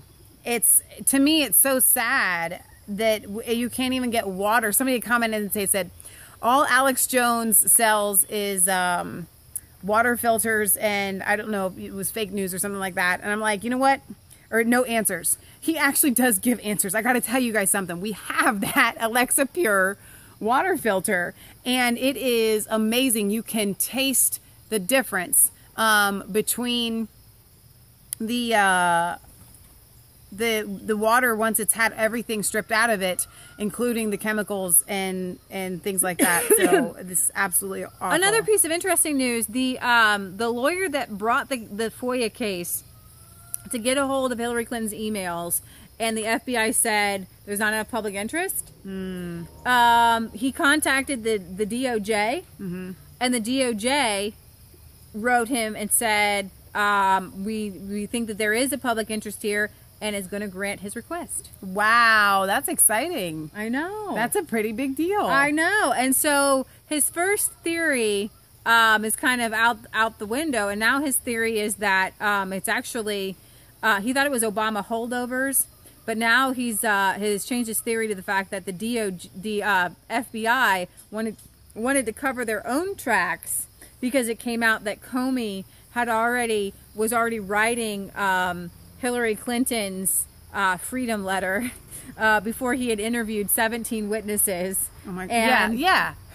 everyone had destroyed. So he wants the copies from the FBI of the like all the different destroyed pieces of evidence and things like that. And I hope that something comes out of it. And I think that the FBI is going to try to. I mean, they're probably going to try to destroy evidence of the destroyed evidence.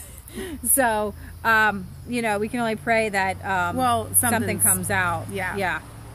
So, Michael, I just call you Mike, keeps asking me to mention the Cajun Navy.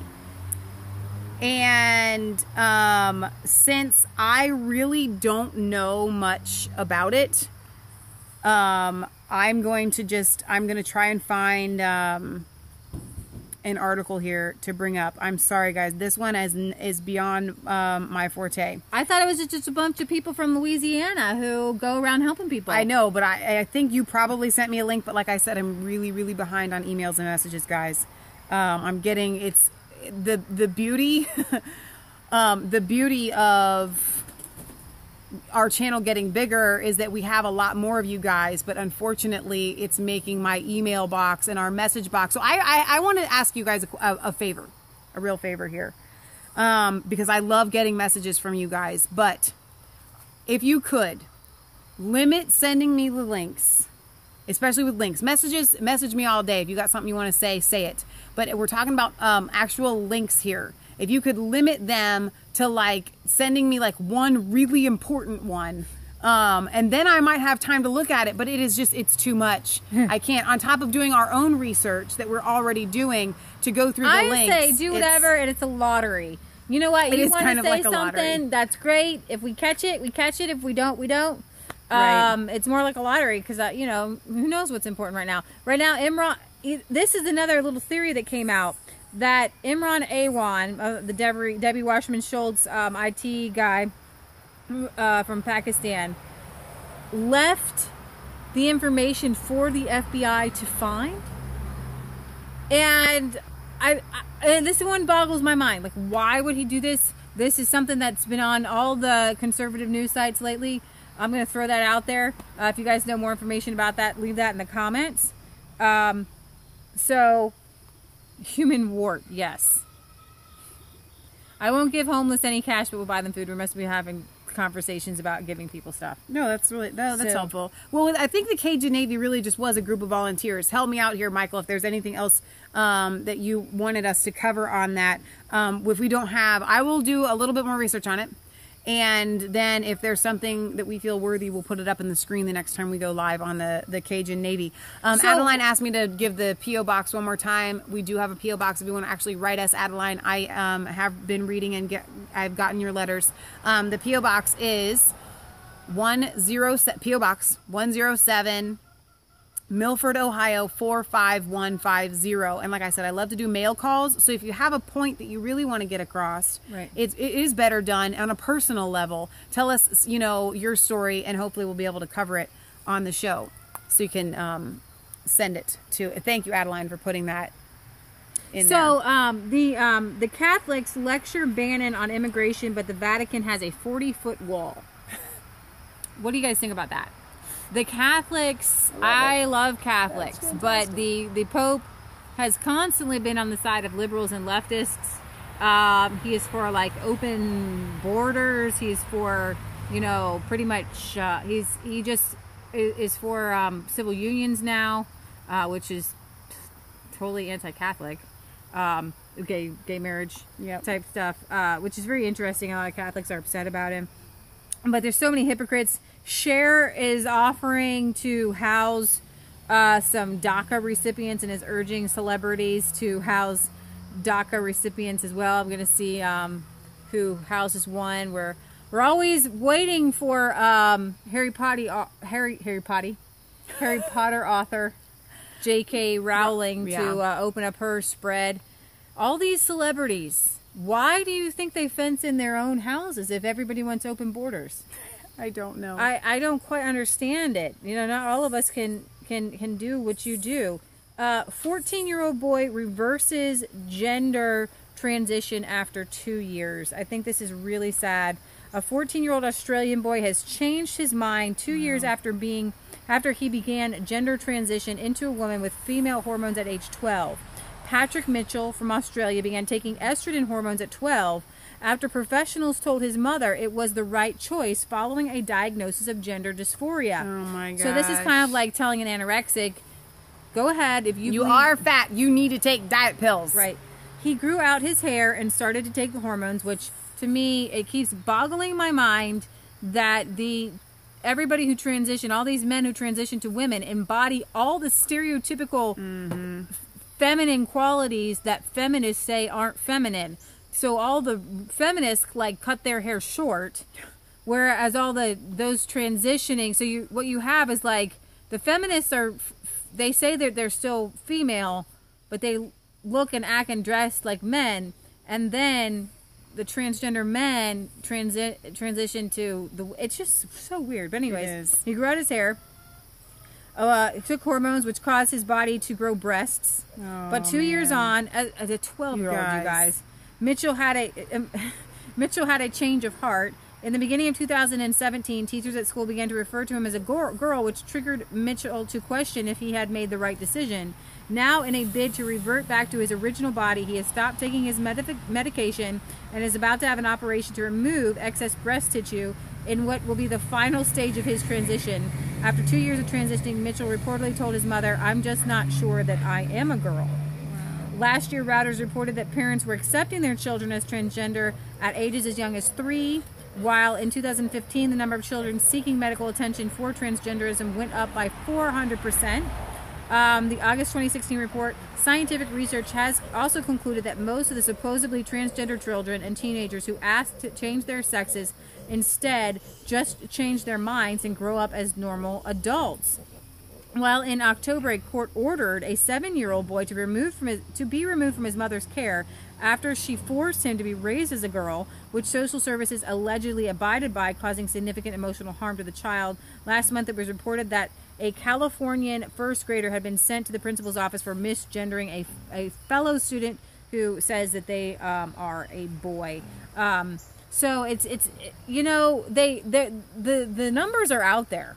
Teenagers who think that they are one gender, and then they decide to change back again. Go back, right, to revert as a young adult to their biological gender. And if you look on YouTube, detransitioning from transgenderism, there's hundreds and hundreds of people out there. But it's such a painful process to go back and forth and back and forth and back and forth. And the problem with these hormones, when you're a child, I mean, that it's like chopping off an arm or something. Absolutely. I mean, you don't know if you can't do this to children because they don't have the mental development. Their brains have not developed enough. Adults are their gender. It's child abuse. Through puberty, we grow, we get, we change. Yeah. That's what puberty is. And if you're, stable and in your mid-20s and you want to transition, then fine. I'm not going to tell you not to do things like that. I am going to ask you to sit down, and what's interesting is that people talk about if you feel like you're transgender, it's so interesting that they immediately think to change the body rather than to change the mind, because they say that the mind is in the wrong body. But is the body just in the wrong mind? But I mean, seriously. It sterilizes young children, which is another really big. Absolutely. It's part of the Agenda 21. They've been sterilizing kids or not just kids, excuse me, all humans.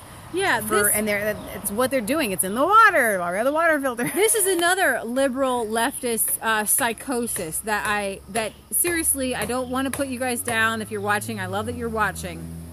But answer this question for me. Why is it that we hear from the liberal leftists that we need huge steps to depopulate the earth? We need Africa to stop having children. We need everybody to stop having children. And yet you have the same people, Angela Merkel and all the people advocating for immigration, saying that in order to keep our economy growing, we have low birth rates, so we have to bring in immigrants to replace our GDP and our economic growth and to keep the Social Security alive. So in Europe, you have their need for immigrants coming in because they say that their birth rate isn't high enough. They're literally saying birth rate isn't high enough, the earth is overpopulated. The birth rate isn't high enough, the earth is overpopulated. So to keep then they say we need economic growth, which requires more people to keep the economic growth. It's a Ponzi scheme. Yep. Okay? And this goes back to the mass education. Everything goes back to mass schooling, to take away our individuality and to take away our liberty. America is the greatest country on earth. It is on the greatest country that has ever been on the planet Earth. And it's because what we had were people coming from all over the world who were liberty-minded. Right. And the three things that John Locke, the principles that our country's founded on are life, liberty, and property. We say pursuit of happiness in the Declaration of Independence to encompass property. If you've never read John Locke, please read his Second Treatise of Government. It's not that long. It tells you exactly how our government was kind of what our government, the ideals that our government was founded upon. Samuel Adams wanted every father to give his son the Second Treatise of Government, wanted every mother and daughter to read it. We had incredible amount of gender equality at that point, wanting liberty-minded men, liberty-minded women, wanting the idea of an American that you came here was that you would start your own small business. Right. And you would have no regulations to regulate you. You would build your own house without any regulations. You can cut down a tree and build a house. And now you and I are so programmed to think that we are so unintelligent that if we build a house, we'll die. Right. And we need fire codes because we'll die. And we need all these laws because we will hurt ourselves. And what public education does is it doesn't educate. It schools people and it creates people. And this is what I'm really grasping right now from listening to John Taylor Gatto. Schooling was based on the Prussian model because what happened in Prussia was they had an uprising. They wanted to quelch the uprising of people. So they created public education to squash the minds of people, to put them in a box to make every child think the same. Because if every child thinks the same in the same parameters, then you can control them. You can get troops literally to walk into bayonets. Yeah. It's the walk into bayonet syndrome that you just coined that. Well, Gatto said it. Did he really call it walk into bayonet syndrome? No. So you did coin it. I guess so. So it's the walk into bayonet syndrome that schooling is all about. He says, he quotes another educator that says, you know that you have created a willing pupil when they will do something that doesn't even make sense. Right. It's not that they will do something that makes sense. It's that they do something that doesn't make sense. And the idea of our schooling that started, that was taken over from the Prussian model, John D. Rockefeller and Carnegie built upon this Prussian model and said, hey, this is great. What we can do is we want to create people who have different classes. It's a class system. We need workers, so we want to educate people. I think of our friend Justin, who was educated to just be a welder. You need just welders. So we have all these people who are like, you're not real smart, so we want to put you in Vo-Tech. So they literally funnel kids, and they purposefully funnel kids into Vo-Tech. So you can be a hairstylist, or you can be a policeman, you can be a fireman. But I'll tell you this, though. You can work on cars. What's funny about, you brought up Justin, which is really interesting. It reminds me of when, Charles Darwin, he looked at these races and he just thought, oh, they're just stupid. Or, we've talked about Thomas Jefferson. He literally didn't know that the black man was capable of really intelligent thought because he just hadn't seen it because they had been suppressed.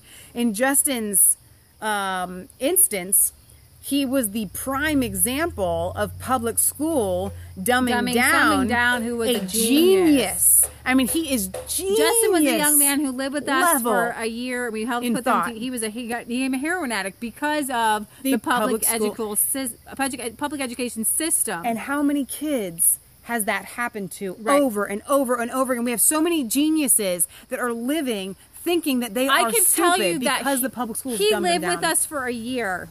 And we were able to homeschool him in a year, all this information. And I would tell you, like, every day he walked out with he would say the to red us, pill. he would get so angry because we would watch these shows on dumbing kids down. We would watch Indoctrination Nation. All the documentaries that you guys have all seen, the documentaries. We'd watch that. We'd watch the Rockefeller things. And he would be so angry that he didn't learn any of this stuff, that they were keeping this from him, because he is actually at a genius level. But I have to tell you, when he was in school, his teachers thought he was dumb and that he was stupid, and they put him in remedial classes. And and John Taylor Gatto, he believed in the essence of human beings, and he taught in the worst school in Manhattan, and he took 13 years olds.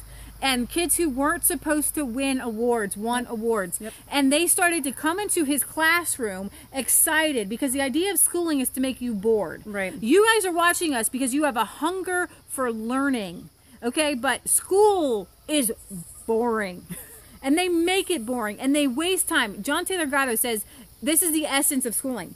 He became a substitute teacher after he was a copywriter. He's like, I need to make some extra money because copywriting only works, I only have a season when I work.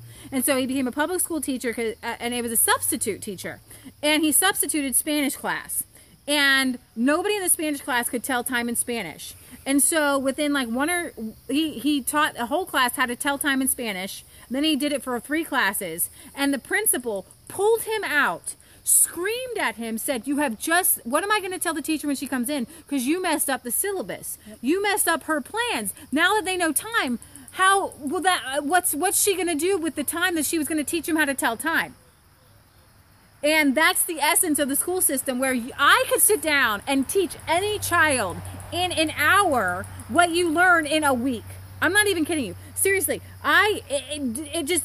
you could teach your kids, like, and they can love learning, and they get excited. We have kids who come to our farm, and they run around our farm, and they say, what's this plant? What's this animal? Can I eat this? Is this edible? Is this edible? Can we eat this? What's this plant? And so we teach them, and they get excited, and that is learning. Schools don't teach. Right. They don't encourage learning. Right. Everyone is bored in a building. You learn trees from a book. You learn plants from a book. So, what is that? Hang on, let me get to a couple of the comments here. Donna says she's going to go put the horses away, so we're going with her. Thank you. Awesome. See, that's part of real life. Matthew says the schools want the best of what they are teaching, not the best of the best thinkers. I absolutely agree with that. Yes, schools are torture chambers. Jason wants to know, how is Justin's relationship with God? Amazing. If you guys want to learn more about our life and how we took Justin, and there's a couple of YouTube videos under Mass Faith 3, just put the name Justin, you'll find the latest one we did. He went down to Pure Life Ministries. I want a lot of you guys to go watch that, because he opens up openly about the pornography epidemic that goes hand in hand with the drug epidemic and the public school epidemic. You may not know this, because many of you are older, but maybe you do, and you're watching YouTube, so you're probably not addicted to porn.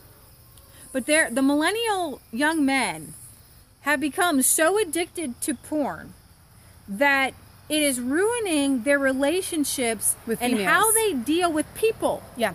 No, people in general. Like, they can't correspond with people. I have talked with many young men who literally struggle. Like, I can't stop watching porn. It's like, really they can't sad. Stop. It's an epidemic. And it makes them, they say, when I do watch it, like, it makes me angry. It makes me hate myself. There's a lot of science that goes into it. They have done studies of the way, that's why I said women, they literally, the way they view females of any age, from like 5 to 85. I mean, it's just this hate towards, but it's people, female, but it's still in general. There's a hatred there for. I'm just looking at the studies that they've done. They do studies specifically, but you're right. It is, by and large, it's a hatred, because it's a violent act.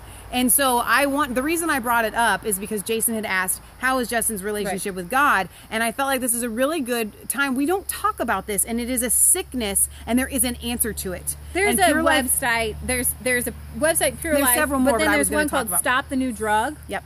And that's actually, Pure Life is a Christian-based thing. Stop the New Drug, they're more on the science-based. These are guys who aren't necessarily Christians who are like... I would go the Christian base. Well, you can do whatever you want to do. I'm saying I mean, I'm just saying. No, seriously, these guys, you can deal with this issue scientifically as well. They have. And a lot of guys have come off of porn realizing, well, it affected my relationship with people in general. Yep. Now I can actually correspond with people and talk to people. I have to tell you guys, and I'm just being honest, Leah and I have the porn radar now. We can go places, and now we know, and it's not just because of Justin, we've just done a lot of research on this subject, and we can be interacting with guys and know, like, it's like a stench. I don't know if it's in the spirit of God or whether the way they act, but literally we will walk away and we both look at each other and we just know he is addicted to pornography. It is that plain, and it's an epidemic in our society, and we're never going to have humans, men aside, rise up and be a strong society so long as this sickness. What were the stats of men in the church between the demographic of like 15 horrible. and 35? It's youth pastors, it's pastors. It's like 80%. It's something ridiculous. Don't think quote me about on it. that. If anything becomes an addiction, right? Like back a little bit. if all that you can think about is chocolate cake, like everywhere you work, you can't think straight. You can't be creative. Right. You can't farm right. You can't build things right. You can't read books right. You can't do anything if you're always thinking about one thing and it consumes you.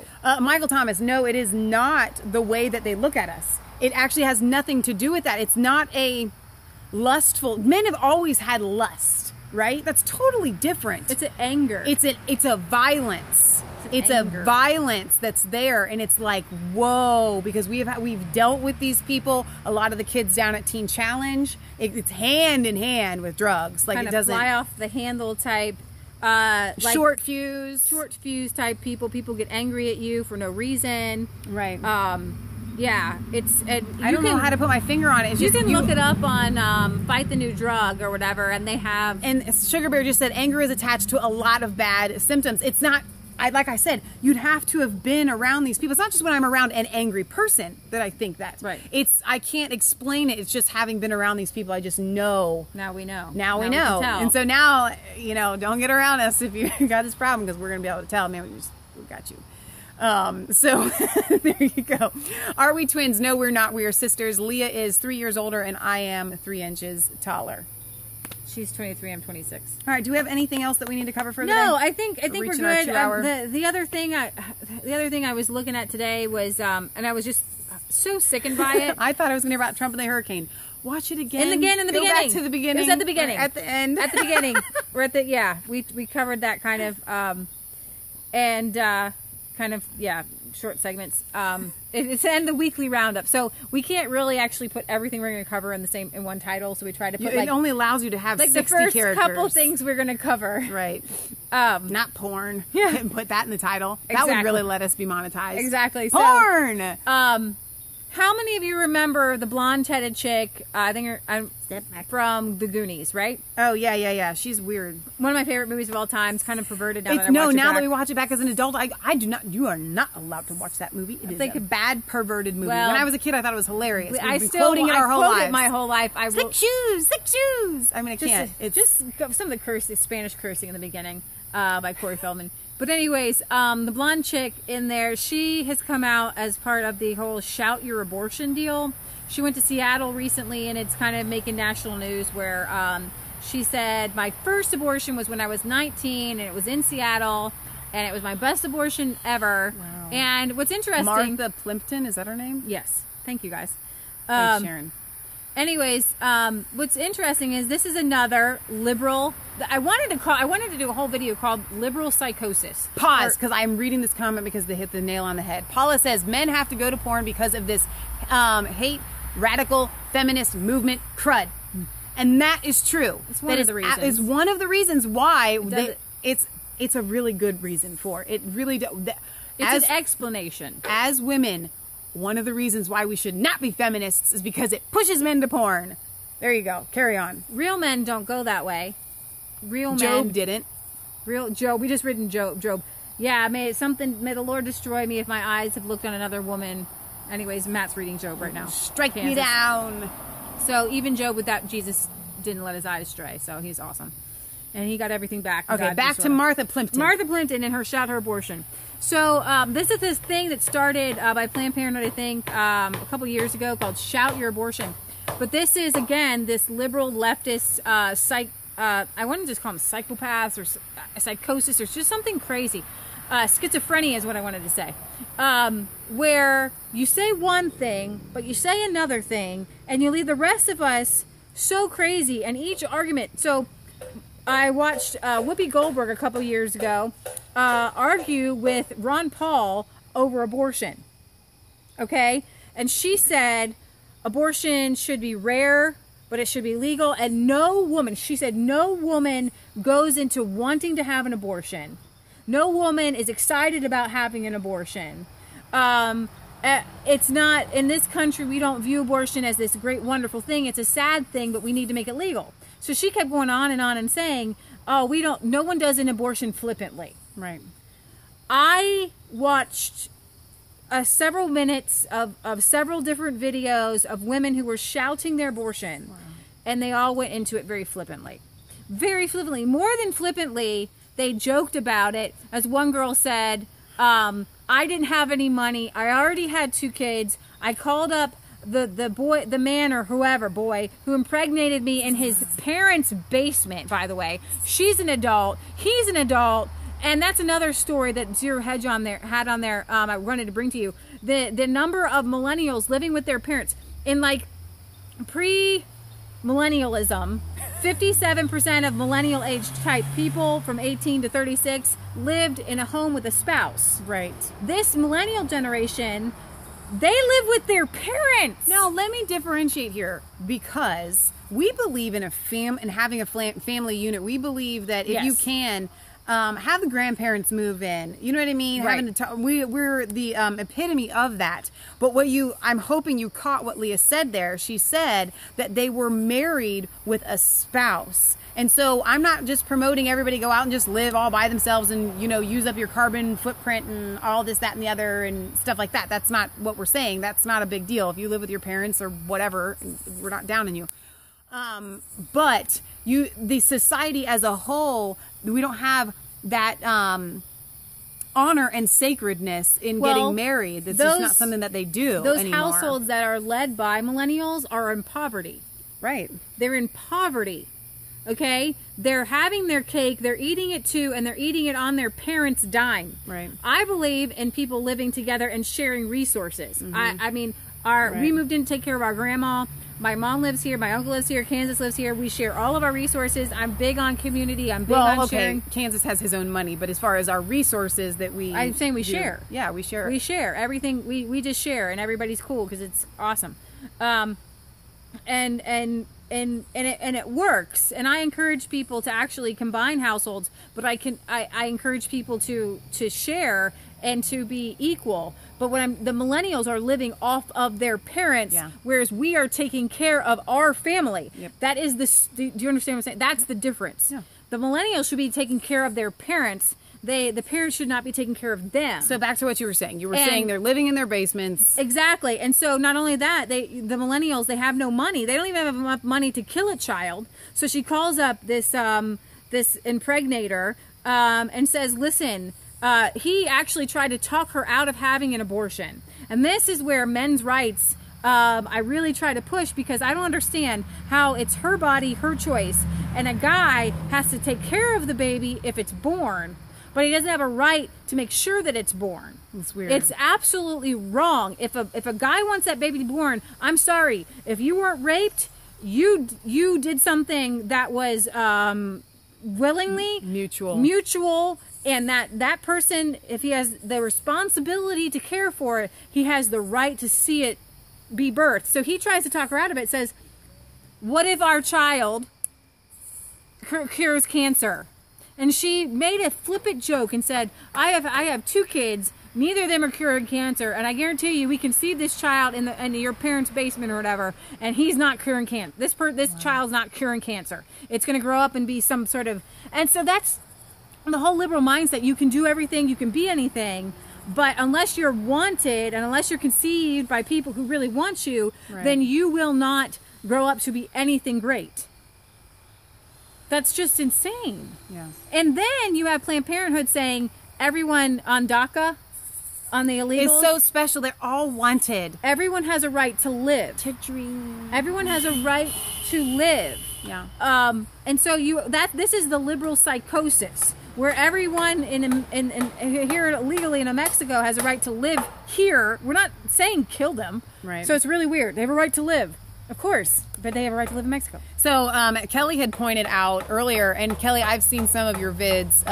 By the way, she's one of our newer moderators. She says, my son helps me out because of my of disability injuries, but he works hard. Praise God for his help, and he helps she and his dad. So I think that's fantastic. That's the kind of thing that we are totally down with. Of we actually have friends that we're actually encouraging for them to their families to come join together. If you're not married, okay, I say don't sleep around. Yep. So I think that you should stay as a unit. We have friends who are combining households. I have a friend in New York. It's impossible to live alone in New York. Peachy Chick says, I was raised that you live at home until you get married, especially the girls, but you help out with the household things. Exactly. It is called being a family. These millennials are just living at home, playing video games, and looking at porn. But Mazda says in the UK, the millennials have no choice because the jobs don't pay enough to buy or rent their own homes because wages are far below the cost of living. You guys, that is what you should be doing. And I'm hoping that Justin from Worth a Look, different Justin than the one that we took care of here. He's one of our moderators, but he's not here tonight. Doesn't mind me saying this. He took 6 years ago, I think it was, he took off. Like, he put his entire life on hold and he moved in to help take care of his dad because his dad was going through a lot of really hard times. And I'm 100% behind that. What we're talking about are these, millennials. I know, and see, is it just me, or is our stream going, is our video as slow as it looks? Yeah, it is going weird. Maybe it's because your battery's going low. Maybe. I understand that rents and homes. I'm not encouraging millennials to go and live. But see, if you're going to do adult things like create children and then kill them, then you need to be adulting. And so this is another part of public education that keeps children and keeps us all in a childlike state, always needing something fresh. I guarantee you, these millennials who can't afford rent can afford iPhones and clothes and the things that they need, right? But they can't afford housing, which is so intensely and wrong, because you should be able to build a house. These millennials don't even know how to build their own house, and it's not even allowed to. Somebody built a cool little like Hobbit house in the UK, and they made them tear it down. That's ridiculous. And so these are the laws, and this is why we come to bring you guys these things, because we want you to think outside the box. Right. So we're going to wrap this up because for some reason, and I have no idea why, we have a leg here, probably because we've been going live for so long. I have no idea. But we're going to, somebody had posted a song like 40 minutes ago in the feed, and I was like, we never sing that song. We should totally sing it. And then I forgot what it was. If you're still here and you remember what song you put on there, let me know. Picture slow, sound is good. Okay, well, as long as the sound is good, that's fine. Back to Kelly's comment. She said, my son said once, God shows him the woman God wants, and he's saving himself for her. A good young man. Well done. Yay. I love it. Absolutely. We need to go interview. There's a really cool guy we met at Stone Lake Lake when we were taking Gary there to go camp. It's a cool story. He was working at the front desk. Turns out to be an Alex Jones watcher, totally red-pilled. But he moved in to take care of his mom. His mom actually passed away last December. But he's just like this really cool guy. He still helps out with his grandparents. And these are the kind of people that we want to encourage. I think that once you're red-pilled in one area, then you start to get red-pilled in a lot of areas. We see a lot of young people saying, I'm looking for a spouse who has the same vision, the red-pilled vision that I have. Right. I'm waiting for a partner in life to live together with, to like do life together, rather than like two people going off to two different jobs, daycares, and all things like that. So no, it's absolutely awful.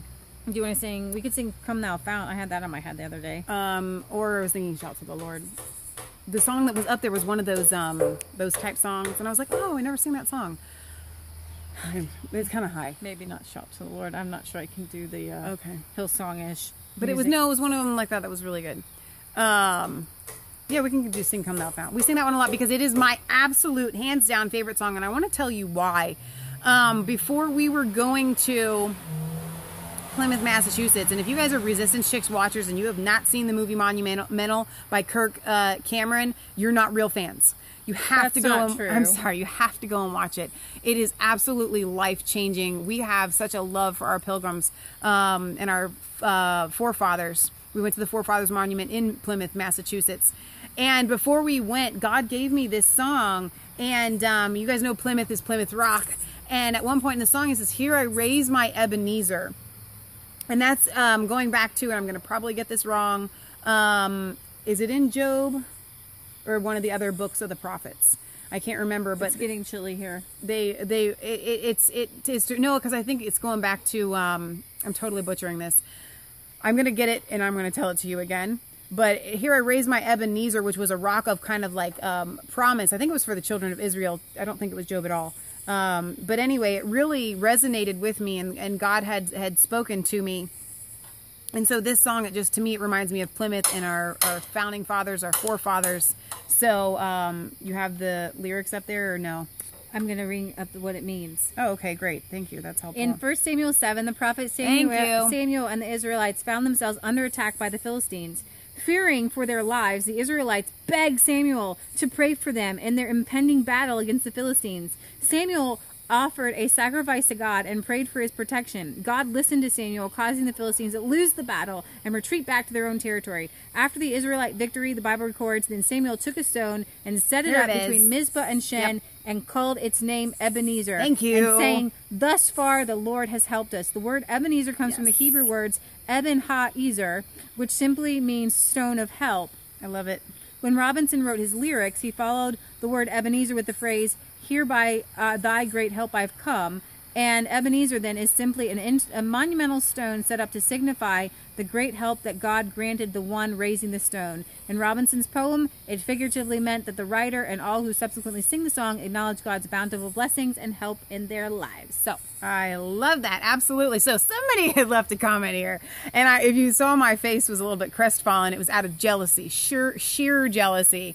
And they said that a reality check said my family came over on the Mayflower. Seriously. Cool. I only have one line of my family that we can't trace on one side of my grandpa's side of the family. My grandfather came over from Sweden, so we're pretty sure that's... No, but on my other grandpa's side. I'm just letting you know. I'm just saying. I really want to be a descendant of the Pilgrims. On my dad's side, my grandfather came over from Sweden. When he was here, he met my grandmother, whose parents had come from Sweden and Norway. Yep. Okay, yes, we're barely Swedish. Our last name is barely Swedish. So we're half definitely Norwegian. We're third generation Norwegian. Then on my grandma's side, she has traced her whole lineage. Like we've done the whole lineage thing. She's like German we can trace it back and Irish. To pretty much we're just mutts. to the late 1700s from Germany and Ireland. So right. Her maiden name was Dyer. So she's half Irish. She's half Irish. Actually, her grandmother came over from Germany, and my mom says that she even remembers her speaking. All she spoke was German. So we have like a quarter German, and then my grandfather, who she married, is a mutt. We can't follow. We actually, that's not true. That's not true. We can follow part of where part of his line goes straight to England because actually their last name was England. Like seriously. Like, so yeah, we are English. We are English. We're Englishmen. No, that was kind of Scottish, wasn't it? Like seriously, their last name is English. And so, anyways, see, well, so we do, yeah. It could be the Mayflower. And so our great aunt Stell, I think her parents came over from England. Right. All right. So, are we going to sing? Yeah. Okay. Are you ready? Oh, you have your lyrics up too. Yeah. Okay. Come thou fount of every blessing, tune my heart to sing thy grace. Streams of mercy never ceasing, call for songs of loudest praise. Teach me some melodious sonnet, sung by flaming tongues above. Praise the mount I'm fixed upon it, mount of thy Sorrowing I shall be in spirit, till released from flesh and sin. Yet from what I do inherit, here thy praises I'll begin. Here I raise my Ebenezer, here by thy great help I've come, and I hope by thy good pleasure safely to arrive at home. Jesus sought me when a stranger, wandering from the fold of God. He to rescue me from danger interposed his precious blood. How his kindness yet consumes me, mortal tongues can never tell. Clothed in flesh till death shall loose me, I cannot proclaim it well. You can sing the next verse for yourself. Why? No, you sing it. Go. No, you go. Go. Oh, to grace, how great a debtor daily I'm constrained to be.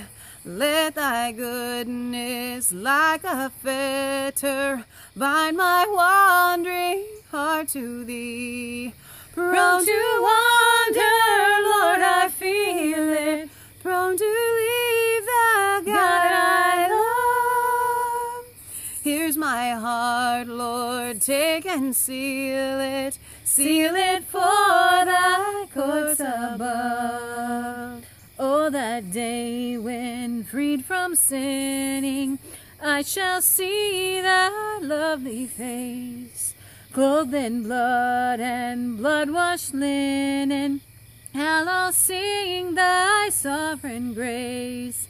Come, my Lord, no longer tarry, take my ransom soul away. Send thy angels now to carry me to realms of endless day. As the screen goes black at the very end. That was fantastic. All right, well done. Okay, so don't forget to give this stream a thumbs up, subscribe to Mass Faith 3 and Resistance Chicks, both of our channels. Ring the bell for notifications. Somebody had just said I didn't get an email for this. Find us on Facebook, follow us on Twitter, find us on VidMe. I'm praying about getting a website up and running. I have all the things that I need. I just need to have the time to do it. So I want to thank you guys for being here. You've gotten dark in the evening with us, and I know that this is a lagging feed. I'm really sorry about that. We're working on the technical. We've got a P.O. Box, difficulties. P.O. Box 107 at Milford, Ohio 45150. It's really simple. And don't forget to check out Horatio's video that was missed and is now officially up. It was really, really fun. All right, you guys. You are happiest singing with God in your hearts. 6 p.m. every Friday. And I think perhaps we can swing it this Sunday. We will go live at 1 p.m. in the afternoon Eastern Standard Time and try to do a European / UK episode. Britt, Boz, if you're still here, we'll bring some of your Nigel. Yes. We love Nigel. Nigel had a great interview and question and answer today that I got a chance to watch in Germany. That's another thing we're going to be looking into. Maybe we'll fight those commies. We will bring that on. Bring your banjo. Sunday. The German election that is coming up very shortly. Come to shortly. Sweden. You're in Sweden? Oh, you're in Sweden? We have relatives in Sweden. They're allowed to play us in Sweden? All right, you guys. We love you. Thank you for being with us. God bless. Don't forget, it is not just a conspiracy theory. If it's the truth. All right. Good night, guys. God bless. Thank you for being with us. Thanks, our mods. John you Petter, think they'll vote Kelly, Merkel, Anthony? Michael, Stacy was here earlier. Do you think they're going to vote Merkel? You know what? I don't have faith. I'm sorry in the German people. I just got to tell you guys. I'm sorry. After France went to Macron, the little Macron. bottle-sucking baby child. Oh my gosh. I don't know if I missed anybody else as far as the mods that were here, but thank you guys for being with us as always. We love you. We'd love to see all the same familiar names in the chats, and we love to see the new ones as well. You guys have left a lot of amazing comments. Don't forget to comment after the video sets up. That's what I want to call it. Processes. So if you left something that was pertinent in the feed, find it now, copy it, and put it as a comment so other people can see it. That's a good idea. All right. We love you guys. Have a wonderful weekend. Bye. God bless.